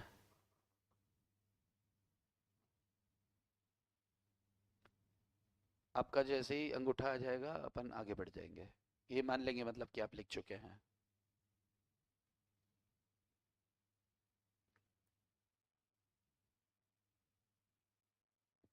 गिरीश, गिरीश जी, ओके। एक ने लिखा मतलब मैं मान के चलूं सभी ने लिखा। चलो अब ध्यान से सुनना, ध्यान से सुनना, ध्यान से सुनना। वेरी गुड, वेरी गुड डिमो, डिम्मी, सॉरी सॉरी डिम्मी जी, चेतना जी, ओ चेतना, चेतना तू मराठी मुलगी ना, Harshita Vemula, okay okay okay okay. चलो देखो, हम ये आए क्वेश्चन पे, एक 4 नंबर 5 नंबर का क्वेश्चन होगा, तो इतना सा आंसर हमें लिखना पड़ेगा। क्वेश्चन क्या है? सेन 50,000 लॉटरी टिकट के लिए बाहर का लॉटरी से जीता है, लॉटरी से जीता है, 50,000 रुपए बाहर ले जाना चाहता है, तो प्रोहिबिटेड ट्रांजैक्शन है, हमें पता है। और दूसरा 1 लाख यूएस डॉलर से ज्यादा, 1 लाख यूएस डॉलर जो है कल्चरल ट्रिप के लिए यूएस जाना चाहते हैं। बिल्कुल लेके जाओ, कोई दिक्कत वाली बात ही नहीं है। आपको क्या करना है, आपको क्या करना है कि आपको सेंट्रल गवर्नमेंट से परमिशन लेनी है। अब सेंट्रल गवर्नमेंट के कौन से मंत्रालय से, तो दैट इज इंपॉर्टेंट। तो अब देखो, क्वेश्चन नंबर 2 जैसे आया ना, ऐसे ही सारे क्वेश्चंस होंगे आपको फेमा में। करंट अकाउंट ट्रांजैक्शन के 2-3 ट्रांजैक्शन आपको दे देंगे और आपसे पूछेंगे बताओ ये कर सकते हैं कि नहीं कर सकते। तो एक में प्रोहिबिटेड ट्रांजैक्शन दे देंगे, एक में आरबीआई की अप्रूवल वाला दे देंगे, एक में सेंट्रल गवर्नमेंट वाला दे देंगे। तो अपन को स्टार्ट सब में ऐसे ही करना है, अपन को स्टार्ट सब में ऐसे ही करना है कि भाई साहब कि सेक्शन 5 है ना फेमा का, 1999 फेमा का, उसने कुछ रूल्स बना रखे हैं। उन रूल्स के अनुसार कुछ ट्रांजैक्शन प्रोहिबिटेड हैं, कुछ सीजी की अप्रूवल से चलते हैं और कुछ आरबीआई की अप्रूवल से चलते हैं। तो अब दी गई समस्या में यहां से देखो कितना इजी है। कोई भी क्वेश्चन पूछे स्टार्ट, ये पैराग्राफ आपको पहला वाला लिखना ही है, तो कर सकते हैं अपन। कुछ भी क्वेश्चन पूछ, देखो इससे क्या है कि हमें एक रास्ता मिल रहा है कि यार अब ये तो 1 वर्ड में खत्म हो रहे हैं, कैसे लिखेंगे अपन। तो 1 वर्ड में खत्म मत करो, पहला पैराग्राफ आप इसको पहले पैराग्राफ को आप तैयार कर लो कि कुछ भी पूछे तो लिखना ही है, कुछ भी पूछिए तो ये लिखना ही है कि भाई साहब certain rules have been made for drawal of foreign, साले फॉर कुटे ये रहा, for drawal of foreign exchange for current account transaction. As per these rules, इन रूल्स के अनुसार कुछ ट्रांजैक्शन ऐसे हैं जो प्रोहिबिटेड है, कुछ ट्रांजैक्शन ऐसे हैं जो सीजी की अप्रूवल चाहिए, कुछ ट्रांजैक्शन ऐसे हैं जो आरबीआई की अप्रूवल चाहिए। उसके बाद अपन सीधा पॉइंट पे आ जाओ। Remittance out of lottery winning पहला ट्रांजैक्शन है, तो अपन ने बोला साहब सच रेमिटेंस इज प्रोहिबिटेड, इस तरह के रेमिटेंस तो प्रोहिबिटेड है सर। और ये कहां लिखा है सर? फर्स्ट शेड्यूल में लिखा है सर। कौन, किसके फर्स्ट शेड्यूल में? Foreign exchange management current account transaction rules 2000, वहां लिखा है सर। तो ये तो प्रोहिबिटेड है, बस इतना सा बताना है, आप समझ रहे हो। पहले आप उसने लिखा कि लॉटरी विनिंग, तो आपने बताया साहब ये प्रोहिबिटेड है, जो आपने जवाब दिया। कहां लिखा है साहब? ये शेड्यूल 1 में लिखा है। शेड्यूल 1 किसका sir? Foreign exchange management bracket start current account transaction bracket बंद रूल्स 2000, सर वहां लिखा है। हेंस मिस्टर सेन आप ये नहीं कर सकते क्योंकि प्रोहिबिटेड ट्रांजैक्शन है, खत्म। सेकंड पॉइंट, कल्चरल टूर पे जाना है, अच्छी बात है कि सर अगर कोई भी बंदा इस पर्टिकुलर काम के लिए पैसा विड्रॉ करना चाहता है तो उसको प्रायर अप्रूवल ऑफ आरबीआई, नहीं sorry, prior approval of government चाहिए सर। और गवर्नमेंट में भी किसकी सर? कौन सा मंत्रालय सर? ये मंत्रालय आपके सामने sir, HRD, education and culture minister department, इस विभाग का आपको शिक्षा एवं संस्कृति विभाग की वो चाहिए सर परमिशन। कहां लिखा है ये सर? ये लिखा है शेड्यूल 2 में। शेड्यूल 2 कहां पर है sir? Foreign exchange management bracket start current account transaction bracket बंद रूल्स 2000 में लिखा है सर। हेंस ये कर सकता है, लेकिन पूछ के करो। Mister Sen can withdraw the forex, forex नहीं लिखना आपको, फॉरेन एक्सचेंज लिखना है, ठीक है, विद सच परमिशन। कितने लोग को ये ट्रिक जो है पसंद आ रहा है? ताली बजा दो जरा जोर से। बजाओ बच्चा लोग, ताली बजाओ, ताली बजाओ रे, ताली बजाओ, कोरोना जाता है ताली बजाने से। This is question number 2, clear है boss? How to write FEMA का जवाब, हाउ टू राइट फेमा का जवाब। कुछ भी क्वेश्चन पूछे पहला पैराग्राफ तो छाप देना है। अब बनना है अपन को चोर, और ऐसे चोर नहीं शाना बनना है, शाना। तो ऐसे शाने बन के ये वाला तो चिपका के चलो, उसके बाद आपको अपनी जबान में लिखना है। शेड्यूल 1 से साहब, schedule 1 foreign exchange management current account transaction rules 2000 का है सर। क्लियर है, क्लियर है, क्लियर है, क्लियर है। शाबाश शाबाश शाबाश, चलो शाबाश। अरे वाह, बहुत बढ़िया तरुण जी, बहुत बढ़िया विशाल भाव, गौरव पांडे जी, बिल्कुल बिल्कुल। देखो अपन इतनी मेहनत कर रहे हैं, तो अगर इसका फेमा का कोई क्वेश्चन आता है तो डरना घबराना नहीं है, क्योंकि बच्चे को ये रट्टा मार के तो चला जाता है, बट हाउ टू राइट में यहाँ पर दिक्कत आती है कि यार मैं लिखूं क्या साला, इतने से वे तो एक लाइन में खत्म हो रहा है। तो अपन ने तो इतना सारा लिख दिया ऊपर, और उसके बाद कैसे इसको फ्रेम करना है मैंने ये भी बता दिया। पहले लिखो ये ट्रांजेक्शन है, इस शेड्यूल में आ रहा है, इस एक्ट में आ रहा है, सीजी की अप्रूवल चाहिए, आरबीआई की अप्रूवल चाहिए। नीचे लिखो हेंस तुम कर सकते हो, हेंस तुम अप्रूवल ले लो, हेंस प्रोहिबिटेड है। ये हेंस, ये मुर्गियां और मुर्गे सब लड़ा दो यहाँ पे। क्वेश्चन नंबर 3 पर आओ। क्वेश्चन नंबर 3 ये मैं आपको स्क्रीन पे दे रहा हूं, क्वेश्चन नंबर 3।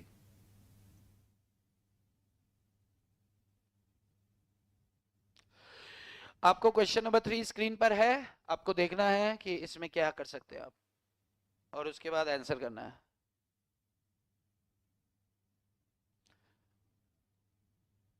मेरे पढ़ने से पहले ना आप इसको सॉल्व करना चालू कर दिया करो, क्योंकि मैं पढ़ता हूं तो आपको फिर समझ आ जाता है। आप पढ़ के समझेंगे ना, उसमें आएगा मजा ज्यादा। देखिए क्वेश्चन नंबर 3 देखिए।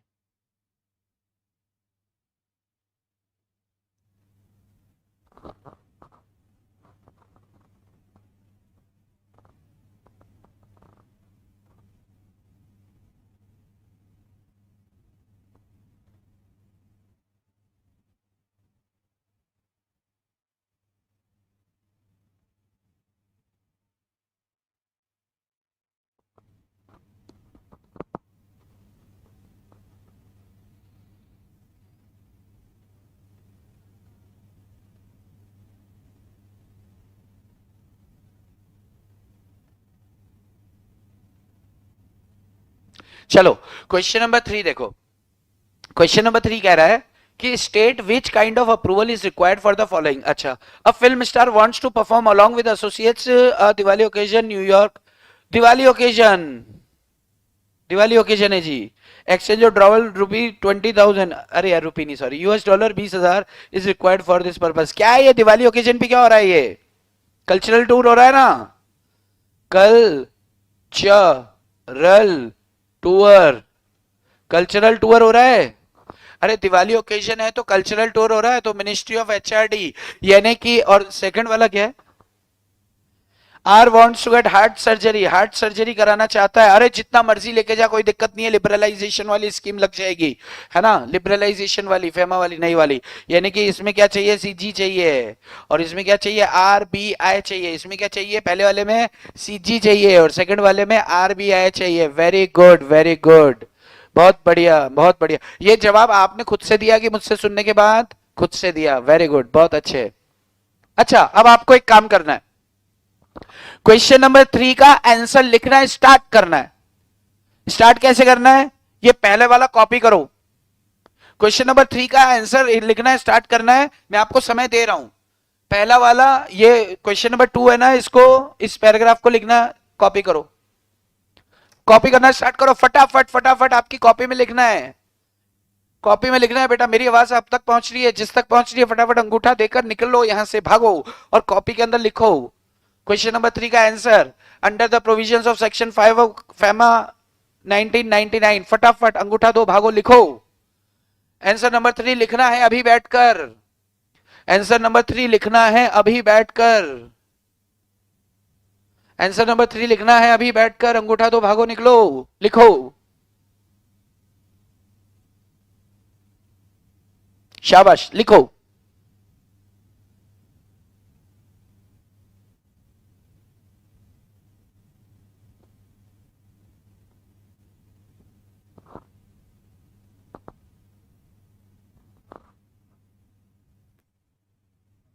प्रैक्टिस होगी, प्रैक्टिस.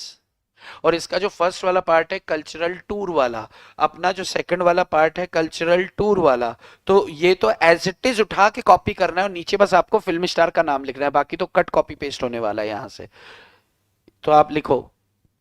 जो आपने क्वेश्चन नंबर 2 लिखा था वो as it is question number 3 में स्टार्ट करो. और क्वेश्चन नंबर 2 का जो सेकंड पॉइंट था, क्वेश्चन नंबर 3 का फर्स्ट पॉइंट भी कल्चरल टूर है, तो वो भी एज इट इज जाएगा. सिर्फ आपको आखिरी में क्या बोलना है कि फिल्म स्टार 20,000 US डॉलर ये कल्चरल टूर के लिए जा सकता है, बशर्ते उसकी परमिशन ले ले. यानी कि कट कॉपी पेस्ट है. करो, लिखो लिखो लिखो, प्रैक्टिस करो. शाबाश. जो लिख चुका होगा वो लिखना डन. जो आंसर लिख चुका होगा पॉइंट नंबर 1 पॉइंट नंबर 2 वो लिख देना डन.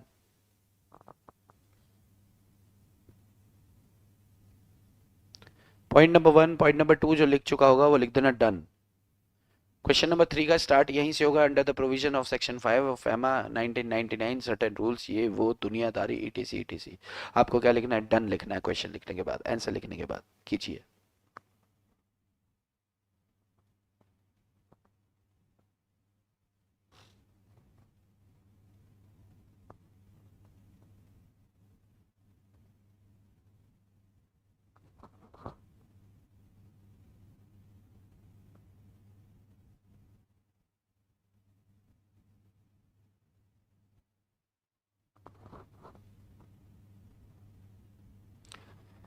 मैं नहीं डरता, ला ला ला ला ला ला.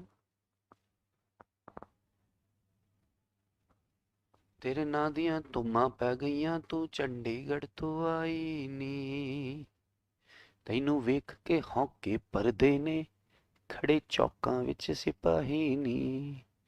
ਠੋਡੀ ਤੇ ਕਾਲਾ ਤਿਲ ਕੁੜੀਏ, ਠੋਡੀ ਤੇ ਕਾਲਾ ਤਿਲ ਕੁੜੀਏ, ਜਿਵੇਂ ਦਾਗ ਹੈ ਚੰਨ ਦੇ ਟੁਕੜੇ ਤੇ, ਤੈਨੂੰ ਕਾਲਾ ਚਸ਼ਮਾ,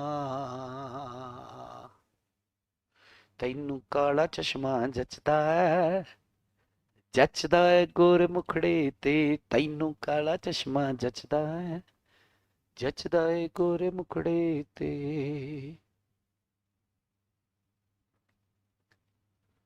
मीठी मीठी बोलो, मैं तो डूंगा पे चोटी का वजन तो लूंगी. आजकल गाना बहुत चल रहा है. हरियाणवी लोगों को पता है, हरियाणा का गाना है, डूंगिया पे चोटी रा वजन तो लूंगी। ये डूंगिया पे बड़े गाने बनाते हैं, Telugu song sir. Telugu song रुको, तेलुगु कौन सा वाला, टॉप लेसी पोड़ी पोड़ पोड़ टॉप लेसी पोड़ू टाणा टाणा, उसके आगे क्या लाइन था वो, नानी नानी नानी नाना नानी नाना नानी नाना टॉप लेसी पोड़ू। Done writing, okay. क्या नाम है यार तुम्हारा, नाम भी नहीं पता चलता, कठिन। Something different, something different. दोनों पॉइंट्स कर लिए आपने, फर्स्ट और सेकंड, आरबीआई वाला भी। बाकी लोग भी करो यार, अगर एक कर सकते हैं। स्नेहा डन, स्नेहा दोनों किए हैं तुमने, स्नेहा दोनों किए हैं। बहुत सर, अभी सेशन जो है मैरिज, हाँ बहुत सर, अभी सेशन जो है मैरिज, क्या क्या तो लिखते हो तुम लोग यार। आप लिखो, बाकी लोग लिखो। अरे आपको अंगूठा, अरे वाह, बोथ डन, यस। बाकी लोग, बाकी लोग, महक बहुत डन, अच्छा बोथ डन। मुझे एच पहले क्यों दिख रहा है यार, आपने एच पहले लिखा है शायद, हाँ। बहुत सर, अभी सेशन जो है मैरिज, भगवान जाने। डन, अच्छा आंसर लिखना आ रहा है इसमें, आंसर लिखने का वो सिरदर्दी खत्म हो गया ना कि फेमा में ये दो टुकड़े आएंगे तो क्या कैसे लिखने का। भाई तैयार हो गया, तैयार हो गया, बड़ी अच्छी बात है। कैसे लिखने का, ऐसे लिखने का रे बाबा, ऐसा ऐसा आसान आसान क्वेश्चन आएगा ना तो उसमें घबराने का नहीं, उसमें पूछने का ना कैसे लिखने का, ऐसे लिखने का रे, बहुत आसान है, कई करते हैं। देखो, ओके, क्वेश्चन नंबर 3 हो गया हमारा। क्वेश्चन नंबर 4, बाकी बच्चे लोग क्वेश्चन नंबर 4, क्वेश्चन नंबर 4 देखो, क्वेश्चन नंबर 4 क्या है।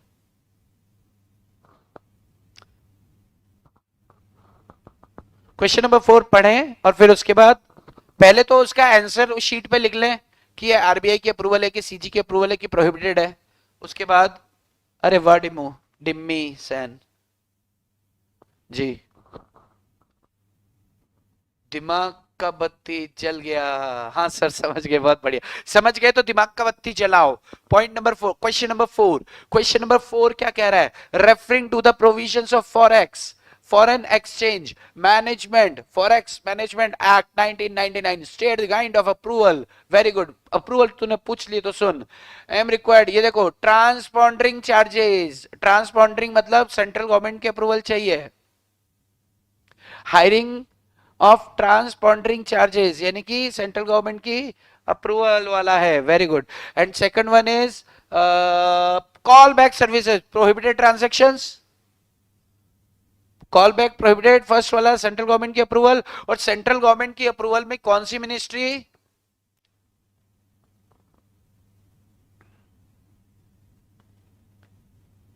मिनिस्ट्री बताओ।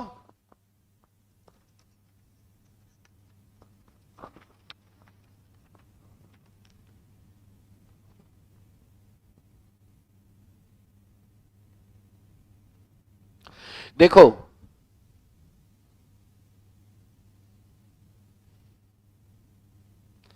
देखो सुनो, एक ट्रिक और बताता हूं, बताऊं क्या एक ट्रिक और, एक ट्रिक और चाहिए कि जैसा है वैसा ठीक है, एक ट्रिक और चाहिए क्या।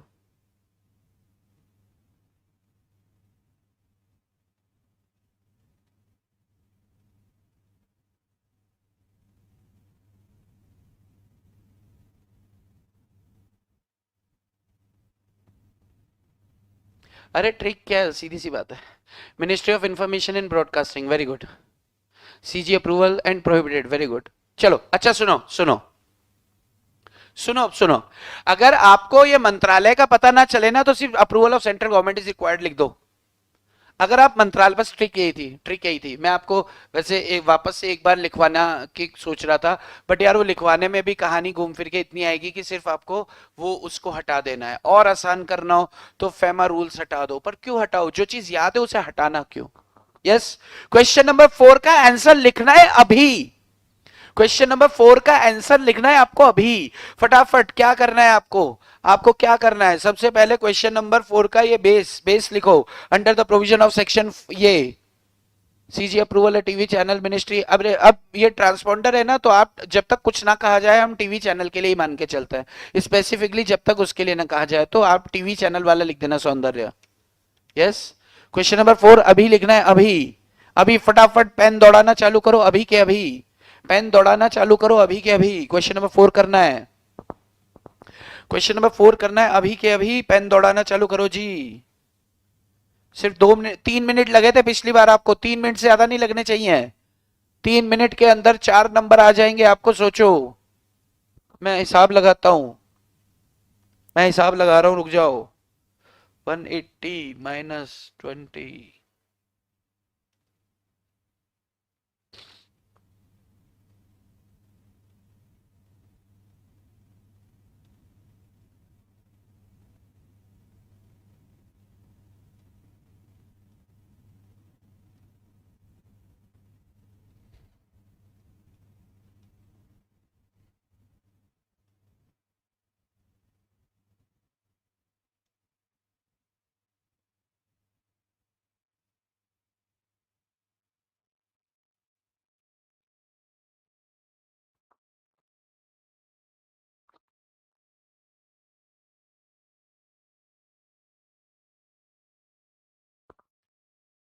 एक 4 नंबर के क्वेश्चन के लिए इंस्टीट्यूट आपको देती है 7 मिनट, 6 से 7 मिनट, उसमें आपको सोचना भी होता है लिखना भी होता है।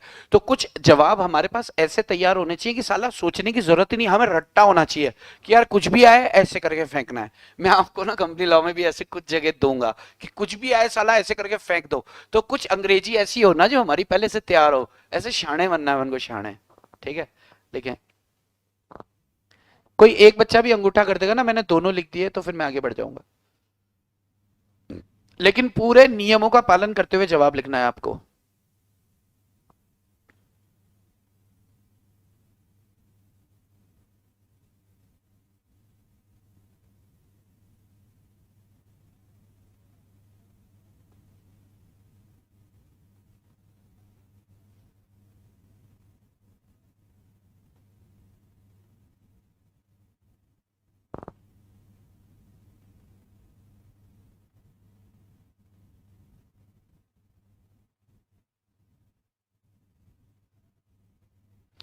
मैं तो टूंगा पे चोटी का वजन तो लूंगी। हर्षिता, साउथ इंडियन सॉन्ग आप बोल रहे थे ना, मेरे को एकदम याद आ रहा है, पर वो हिंदी जैसा था, एक रवि तेजा का, और मैंने उसका सुना था। कौन सा था वो, "है जाने जिगर बात मेरी मानो", हिंदी कम वो था। No time no see you, मैं डल डल डल से, नौटंकी नौटंकी नौटंकी नौटंकी तू नौटंकी नौटंकी नौटंकी नौटंकी मैं डंग डंग डंग डंग डंग डंग डंग डंग डंग डंग डंग डंग डंग। सुना है हर्षिता ये गाना आपने, नौटंकी नौटंकी। न पाट सूडो, न पाट सूडो नाटू नाटू नाटू नाटू नाटू नाटू सूडो नाटू, नाटू नाटू नाटू नाटू नाटू नाटू पीड़ नाटू, न पाट सूडो। हे आजा छोरे, हे आजा गोरे, हे आजा गोरे, नाचो नाचो नाचो नाचो नाचो नाचो। हाँ सर, अच्छा सुना है, अरे वाह। बाकी लोग लिखे हैं, और वो वाला सुना हमने, मच्छी सुपर, मच्छी सुपर। 36 24 36। अरे अरे अरे अरे अरे अरे अरे टिडिंग टिडिंग डिंग डरे। Telugu song only those two. Okay okay. और वो डैडी मम्मी, डैडी मम्मी, वो भी अच्छा है।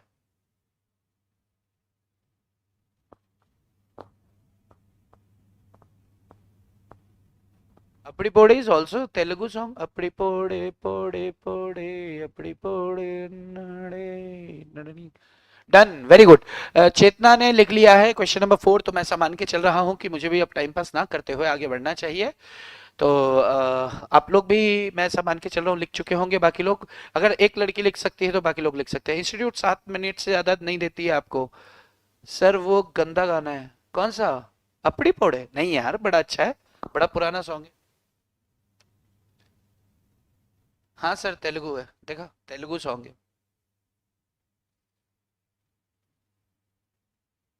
एक वो अंटे अमनटना, आ अंटे, तेलुगु सॉन्ग का मजा अलग है यार, उसमें जो वो लोग डांस करते हैं ना, अरे बाप रे। चलो क्वेश्चन नंबर 5, थोड़ी देर होल्ड पे रख रहे हैं, क्वेश्चन नंबर 5 होल्ड पे रख रहे हैं, मैं सामान के चलूंगी, आपने कर लिया। उच्चियां दीवारा, सॉन्ग भी अच्छा है यार, पंजाबी गाने तो फिर पंजाबी होते हैं। चलो क्वेश्चन नंबर 6, क्वेश्चन नंबर 6 मैं पढ़ रहा हूं, और ये आपके लिए होगा होमवर्क। ये होमवर्क का मतलब क्या है, आपको घर से लिख कर लाना है, लिख कर, और मुझे सिर्फ इतना बताना है सर मैंने लिख लिया घर पे। ठीक है, क्वेश्चन नंबर 6 आपके लिए क्या होगा, होमवर्क होगा, होमवर्क। आपको लिखना है, डिस्कस यहां कर रहे हैं, डिस्कस यहां कर रहे हैं। चलो सुनो, mister P has won a lottery, big lottery, very good. इसने क्या किया, लॉटरी जीती है, लॉटरी जीती है मतलब लॉटरी जीत के बाहर ले जाना चाह रहा है पैसा, मतलब पहली लॉटरी से ही समझ में आ गया कि भैया दिमाग मत लगाओ, प्रोहिबिटेड ट्रांजैक्शन है। wants to remit US dollar 20,000 out of his winning to his son in USA. अपने बेटे को भेज रहा है, तो ये बेटे को भेज रहा है का लॉलीपॉप हमको मत दे। जीता कहां से है, यहां से है ना, सोर्स क्या है तेरा इस इनकम का, लॉटरी, तो भूल जा, ये बेटे वाला लॉलीपॉप ना बेटे को देना, समझा क्या, होशियारी दिखा रहा है। यहाँ पे लॉटरी से है ना बॉस, तो लॉटरी से तो दिमाग लगाने का नहीं, लॉटरी से तो दिमाग लगाने का नहीं। कौन सा ट्रांजेक्शन हो गया ये, प्रोहिबिटेड। चलो सेकंड वाला ट्रांजैक्शन देखते हैं। मिस्टर जेड इज अनवेल, बीमार है, किडनी इधर, उसको किडनी करनी है यार, किडनी ट्रांसप्लांट करानी है। He would like to know the formalities required. ये देखो क्वेश्चन में कितनी हरामखोरी दिखा रहे हैं, he would like to know the formality. अरे फॉर्मेलिटी क्या चाहिए, डॉक्टर से पर्चा भरवा लो कि कितना एस्टिमेट वो दे रहा है, उस हिसाब से जितना लेके जाना है लेके जाओ, आरबीआई की अप्रूवल की जरूरत नहीं है। बताना पड़ेगा आपको कि आरबीआई वाला मतलब शेड्यूल 3 में आ रहा है, लेकिन ये क्योंकि लिबरलाइजेशन स्कीम में आ रहा है, तो फिर कोई वादा नहीं है, किसी भी लिमिट तक लेके जा सकते हैं, लेकिन स्टार्ट इसको 2.5 लाख से ही करना है। स्टार्ट इसको 2.5 लाख US डॉलर से ही करना है, लेकिन उसके बाद में आपको लिबरलाइजेशन आंसर लिख के लाना है, ठीक है। ओके, बहुत बढ़िया। क्वेश्चन नंबर 7 देखो। अच्छा, स्टार्ट इसको बिल्कुल वैसे करना है जैसे क्वेश्चन 2 को किया, जैसे क्वेश्चन 3 को किया, जैसे क्वेश्चन 4 को किया, है ना। और अंदर भी मसाला वैसे ही भरना है जैसे क्वेश्चन 2 में भरा मैंने, जैसे क्वेश्चन 3 में आपने, आई गेस आपने सेम किया होगा, एंड इसमें भी। क्वेश्चन नंबर 7 देखो। Rohan, Indian resident individual desires to obtain foreign currency, US dollar 1,20,000, studies abroad, यानी कि आपको बताना है अब्रोड में पढ़ने जा रहा है, बहुत अच्छी बात है, 2.5 लाख US डॉलर तक सरकार ने, कोई टेंशन वाली बात ही नहीं है। तो अब यहाँ पे जब यहाँ पे फिगर बता दिए 1 लाख, अरे यार क्या हो रहा है ऐसा, जब आपको फिगर बता दिए ना 1,20,000, तो आप वो अनलिमिटेड या लिबरलाइजेशन की तरफ मत जाओ, लिबरलाइजेशन की तरफ तब जाएंगे जब ये 1,20,000 के ऊपर की बात करेगा। अभी सिर्फ बोलोगे 2.5 लाख तक परमिशेबल है आरबीआई की, तो लिबरलाइजेशन स्कीम में जाने की जरूरत क्या है, आप समझ रहे हो क्या। आरबीआई वाला जवाब लिखना है यहाँ पे, नो लिमिट, नो लिमिट मत करे आना, पगला मत जाना यार, ये कर दिया ना डिम्मू, मैं मना कर रहा हूं, वही तो कह रहा हूं मैं। हे भगवान, हे प्रभु, ये लड़कियां कब सुधरेंगी, ये लड़कियां कब सुधरेंगी भगवान। 2,50,000 आरबीआई, भाई स्टडीज है, लिबरलाइजेशन लग रहा है, सारी बातें ठीक है, लिबरलाइजेशन कब लगता है कि यार 2.5 लाख से ज्यादा भी है ना तो भी कोई दिक्कत नहीं है। अगर कोई फिगर नहीं बताई है तो पहले तो आपको यही बताना है ना कि आरबीआई लड़कियां चालाक भी होती है, अब मेरे को वापस से समझ आ गया। तो पहले आपको यही बताना है ना कि आरबीआई ने 2.5 लाख तक तो कर रखा है, यहाँ इस क्वेश्चन में तो 1 लाख, इस क्वेश्चन में तो 1,20,000 क्लियर बता रहा है, अब 1,20,000 क्लियर बता रहा है तो उस हिसाब से कर लो ना बहन, समथिंग डिफरेंट, तेरी भी बेइज्जती हो गई। स्नेहा, तुम भी लिबरलाइजेशन पे आई हो, अभी तुम भी भागोगी मेरे को पता है। अरे भाई 1 लाख, आपको मेरी बात समझ में आ रही है क्या। 1,20,000 अगर बोल के रखा है, आरबीआई ने कितना बोल के रखा है कि भाई 2,50,000 तक हमें कोई आपत्ति नहीं है, तो 2,50,000 तक कोई आपत्ति नहीं है, तो आरबीआई की अप्रूवल लेके खत्म करो ना, लिबरलाइजेशन की लाइन को खींचने की जरूरत क्या है। इस वाले केस में कुछ नहीं दिया था, तो भी आरबीआई की अप्रूवल लिखो कि 2.5 लाख रुपए तक है तो आरबीआई की अप्रूवल चाहिए, लेकिन लिबरलाइजेशन स्कीम लगती है इन पर, तो इसमें कोई भी लिमिट तक आप जा सकते हैं। आपको शेड्यूल 3 का बताना तो पड़ेगा। स्नेहा ने भी कर दिया डिलीट, बहुत बढ़िया। अरे बहनों ओके तो कह दो, कोई नहीं, होती है जल्दबाजी में बेइज्जती, हाँ मजा आता है, जितनी बेइज्जती कराओगे उतना जिंदगी में सुख पाओगे। गिफ्ट रेमिटेंस जितना मर्जी भेजो, 10,000 रुपए बोल रहा है, 10,000 यूएस डॉलर बोल रहा है, अपने को क्या बोला है 2.5 लाख, यानी कि दोनों शेड्यूल 3 वाले फंड हैं, आरबीआई वाले, यानी कि दोनों के अंदर सेम लैंग्वेज जाएगी, और बस ऐसे लिख देंगे यूएस, नीचे लिख देंगे लास्ट में रोहन तुम ये स्टडी के लिए इतना कर सकते हो, कोई दिक्कत नहीं, आरबीआई की अप्रूवल ले लो। रोहन तुम गिफ्ट भेज सकते हो यूएस डॉलर 10,000, कोई दिक्कत नहीं है, आरबीआई की अप्रूवल ले लो। क्लियर है क्या? Sneha US dollar, yes yes, हाँ जी, समझ गई, अरे वाह प्यारी समझ गई, प्यारी समझ गई। चलो, तो ये क्वेश्चन नंबर 7 हो गया। तो अब मुझे आप एक बात बताओ कि करंट अकाउंट ट्रांजैक्शन के जो शेड्यूल्स इतने सारे थे, उसमें से कितना आसान है ना उनमें से पिक करना कि कौन सा प्रोहिबिटेड ट्रांजैक्शन है, कौन सा आरबीआई वाला है, कौन सा सेंट्रल गवर्नमेंट वाला है। मैं भी समझ गई, अच्छा तुम भी एक लड़की हो, अरे बाप रे, ओके, समथिंग डिफरेंट। तो अब जरा भाई, आप जो लोग आप रिकॉर्डिंग देखते हो ना, आप लोग लाइक नहीं करते हो, आप प्लीज लाइक किया करो, आप लाइक करते हो तो हमको बहुत अच्छा लगता है कि वाह इतने सारे लोगों ने लाइक किया, बहुत अच्छा लगता है, बड़ा ही मजा आ जाता है हमको। क्लियर है? चलो, तो अब इनका जवाब आपको होमवर्क में लिख के लाना है, और I guess and I wish कि आप सीख गए हैं कि अगर इस तरह का, अगर नहीं छप गया, इस तरह का क्वेश्चन ही आता है एग्जाम में, छप गया तो आपको एज इट इज लिख के आना है भाई, फ्रेम्ड मार्क्स से फ्रेम्ड, भगवान कसम मजा आने वाला। क्वेश्चन नंबर 5 देखो जरा, 5 क्या है, 5 छोड़ के आए थे हम। ये देखो सुरेश, पढ़ो आप, सुरेश का क्वेश्चन पढ़ो आप, क्या कह रहा है ये, इसको पढ़ो आप, इसको पढ़ो और उसके बाद आंसर देना है। ये क्वेश्चन 2 टुकड़ों में है, तो पहले आप ये पढ़ लो।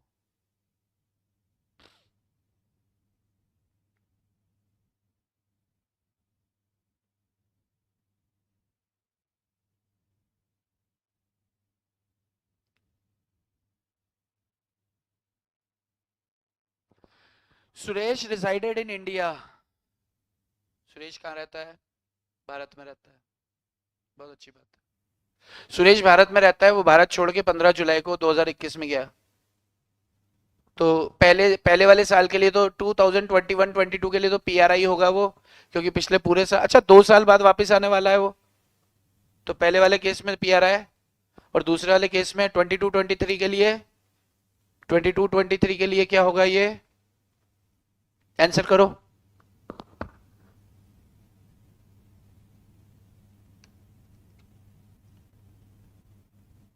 हाँ, 21-22 के लिए पीआरआई होगा, बिल्कुल सही जवाब है। 22-23 के लिए क्या होगा?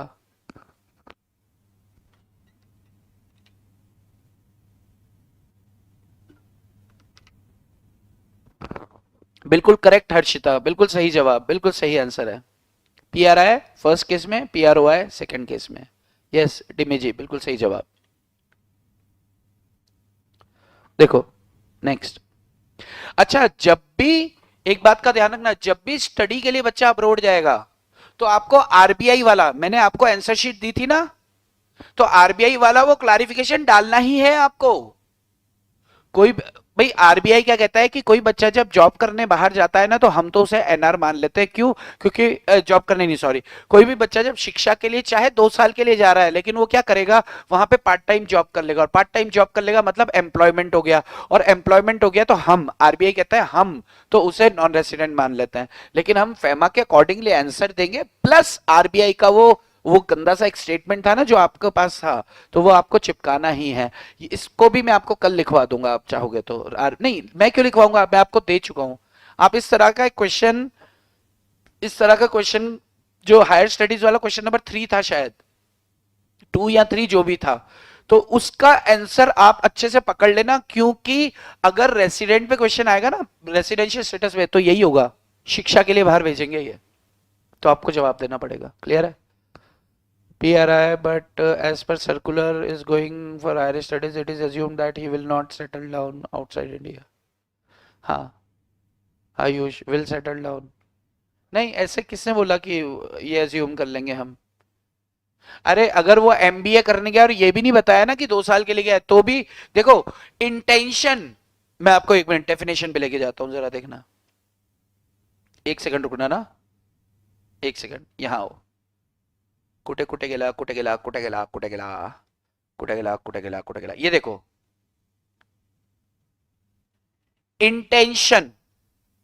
अगर क्वेश्चन में ऐसा बोला, आपको बस क्या देखना है, उसकी इंटेंट क्या है. उसका इंटेंट सेटल होने का है? नहीं, उसका इंटेंट है शिक्षा लेने का, हायर स्टडीज लेकर वापस आने का. इंटेंट क्या है? वहां जाने के बाद जो हो वो सब अलग बात है. भाई क्वेश्चन में बोला कि बच्चा एमबीए करने गया है, ये नहीं बताया 2 साल के लिए कि 3 साल के लिए, सिर्फ ये बोला एमबीए करने गया है, तो उसका इंटेंट क्या है? एमबीए करके वापस आने का. यस. लेकिन आरबीआई ऐसा मानती है, हम फेमा के अकॉर्डिंगली आंसर देंगे कि यार इंटेंट क्या है उसका. भाई उसका सेटल होने का इंटेंट नहीं है. हम ये मान के तुम कौन होते हो मानने वाले यार? तुम कौन होते हो मानने वाले? उसकी इंटेंशन नहीं है, तुम मानोगे कि उसकी इंटेंशन है. अरे इंटेंशन इज इंपॉर्टेंट नहीं है. क्वेश्चन में बोला हायर स्टडीज के लिए गया है, अच्छा पढ़ के वापस आएगा. क्वेश्चन में बोला एमबीए करने गया है, अच्छा पढ़ के वापस आएगा. क्वेश्चन में बोला डॉक्टर बनने गया है, अच्छा पढ़ के वापस आएगा. डॉक्टर बनने गया है और वो वापसी की कोई संभावना नहीं है, तो इंटेंट आएगा उसका. शिक्षा अगर है तो शिक्षा ग्रहण करके वापस आएगा, ऐसा मान के चला जाता है. ना आए वो बात अलग है. और वो अगले साल से वैसे ही तो पीआरओआई हो रहा है. अगले साल से तो वैसे ही पीआरओआई हो रहा है. तो आप दिमाग क्यों लगा रहे हो इस साल के लिए कि इसी साल हम, अरे यार शिक्षा लेने गया है, वो क्या पता फेल ही हो जाए, वापस ही आ जाए. ठीक है. आरबीआई लेकिन कहता है कि यार बच्चे जब वहां जाते हैं ना, तो वहां उनको खर्चा चाहिए, उनको उनकी यारी दोस्ती गोरों से हो जाती है, उनके एक्सपेंसेस बहुत ज्यादा हैं. तो अब एक्सपेंसेस बहुत ज्यादा है तो वहां पे नौकरी कर लेते हैं पार्ट टाइम. अब नौकरी मतलब एम्प्लॉयमेंट, तो हम तो उन्हें नॉन रेसिडेंट मान लेते हैं भाई. लेकिन फेमा क्या कह रहा है, चलो तुम्हारी बात हम बच्चों के सामने रख देते हैं, लेकिन जवाब हमें फेमा के हिसाब से ही देना है. बात समझ में आ रही है बॉस?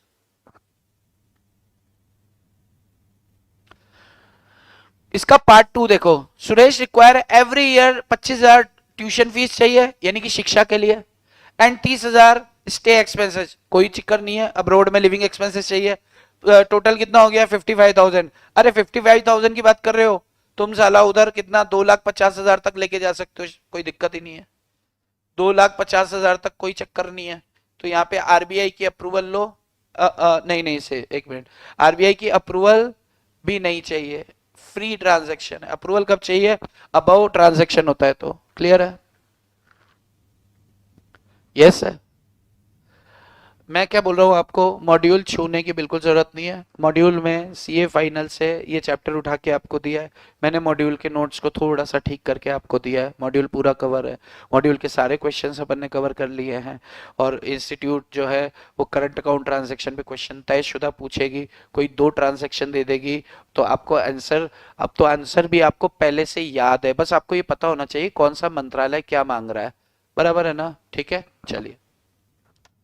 तो आज के लिए इतना छोड़ दें क्या? आज अपन ने 6 आपके लिए होमवर्क के question number 6 and 7, question number 5, question number 6, question number 7, ये 3 क्वेश्चन. क्वेश्चन नंबर 5 का आंसर फ्रेमिंग अगर आपको देखना है तो मैं बताता हूं, रुको 1 मिनट. क्वेश्चन नंबर 5 का आंसर फ्रेमिंग अगर आपको देखना है तो मैंने इसमें आंसर दिए थे क्या? नहीं दिए. आंसर कहीं तो दिए थे मैंने यार. ये है क्या? आंसर कहीं तो दिए थे मैंने, जो मैंने आपको. अच्छा अच्छा, 1 मिनट, ये 1 मिनट को, ये फेमा डेफिनेशन. क्वेश्चन नंबर 5 का अगर आपको आंसर फ्रेमिंग देखना है ना, तो ये जो क्वेश्चन नंबर 2 है, क्वेश्चन नंबर 2 क्या है? हायर एजुकेशन वाला है. ये मैं आपको बिल्कुल एहतियात तौर पे बरतने को कह रहा हूं. क्वेश्चन नंबर 2 को, ये 2 का आंसर शीट आपके पास है. इस क्वेश्चन नंबर 2 का आंसर शीट आपके पास है, और इसका आंसर शीट को गो थ्रू करना और उसके आधार उसको सामने रखते हुए आप क्या करना, इस वाले क्वेश्चन के जवाब को लिख लेना एक बार, तो आपको पता चलेगा आरबीआई का कौन सा वाला मैं पॉइंट बोल रहा हूं जो इन्वर्टेड कॉमर्स में लेकर लिखना, जो लिखना ही है बच्चा अगर हायर एजुकेशन के लिए जाएगा तो शिक्षा के लिए इंस्टीट्यूट भेजेगी आपको बाहर, ये ध्यान रखना।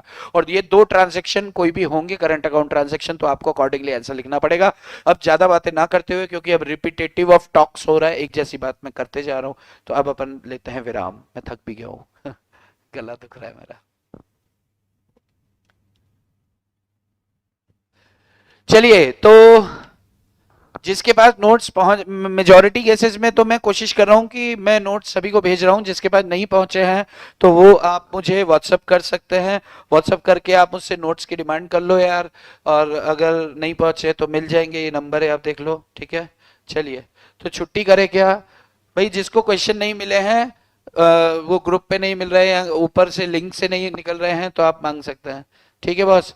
चलिए, तो आज के लिए इतना ही, आपकी शाम खूबसूरत हो, बाकी चर्चा करेंगे हम कल। जय Shri Krishna ji, bye bye bye, tata जी, टेक केयर। आई गेस आज का सेशन भी अच्छा रहा, चलिए बाय बाय।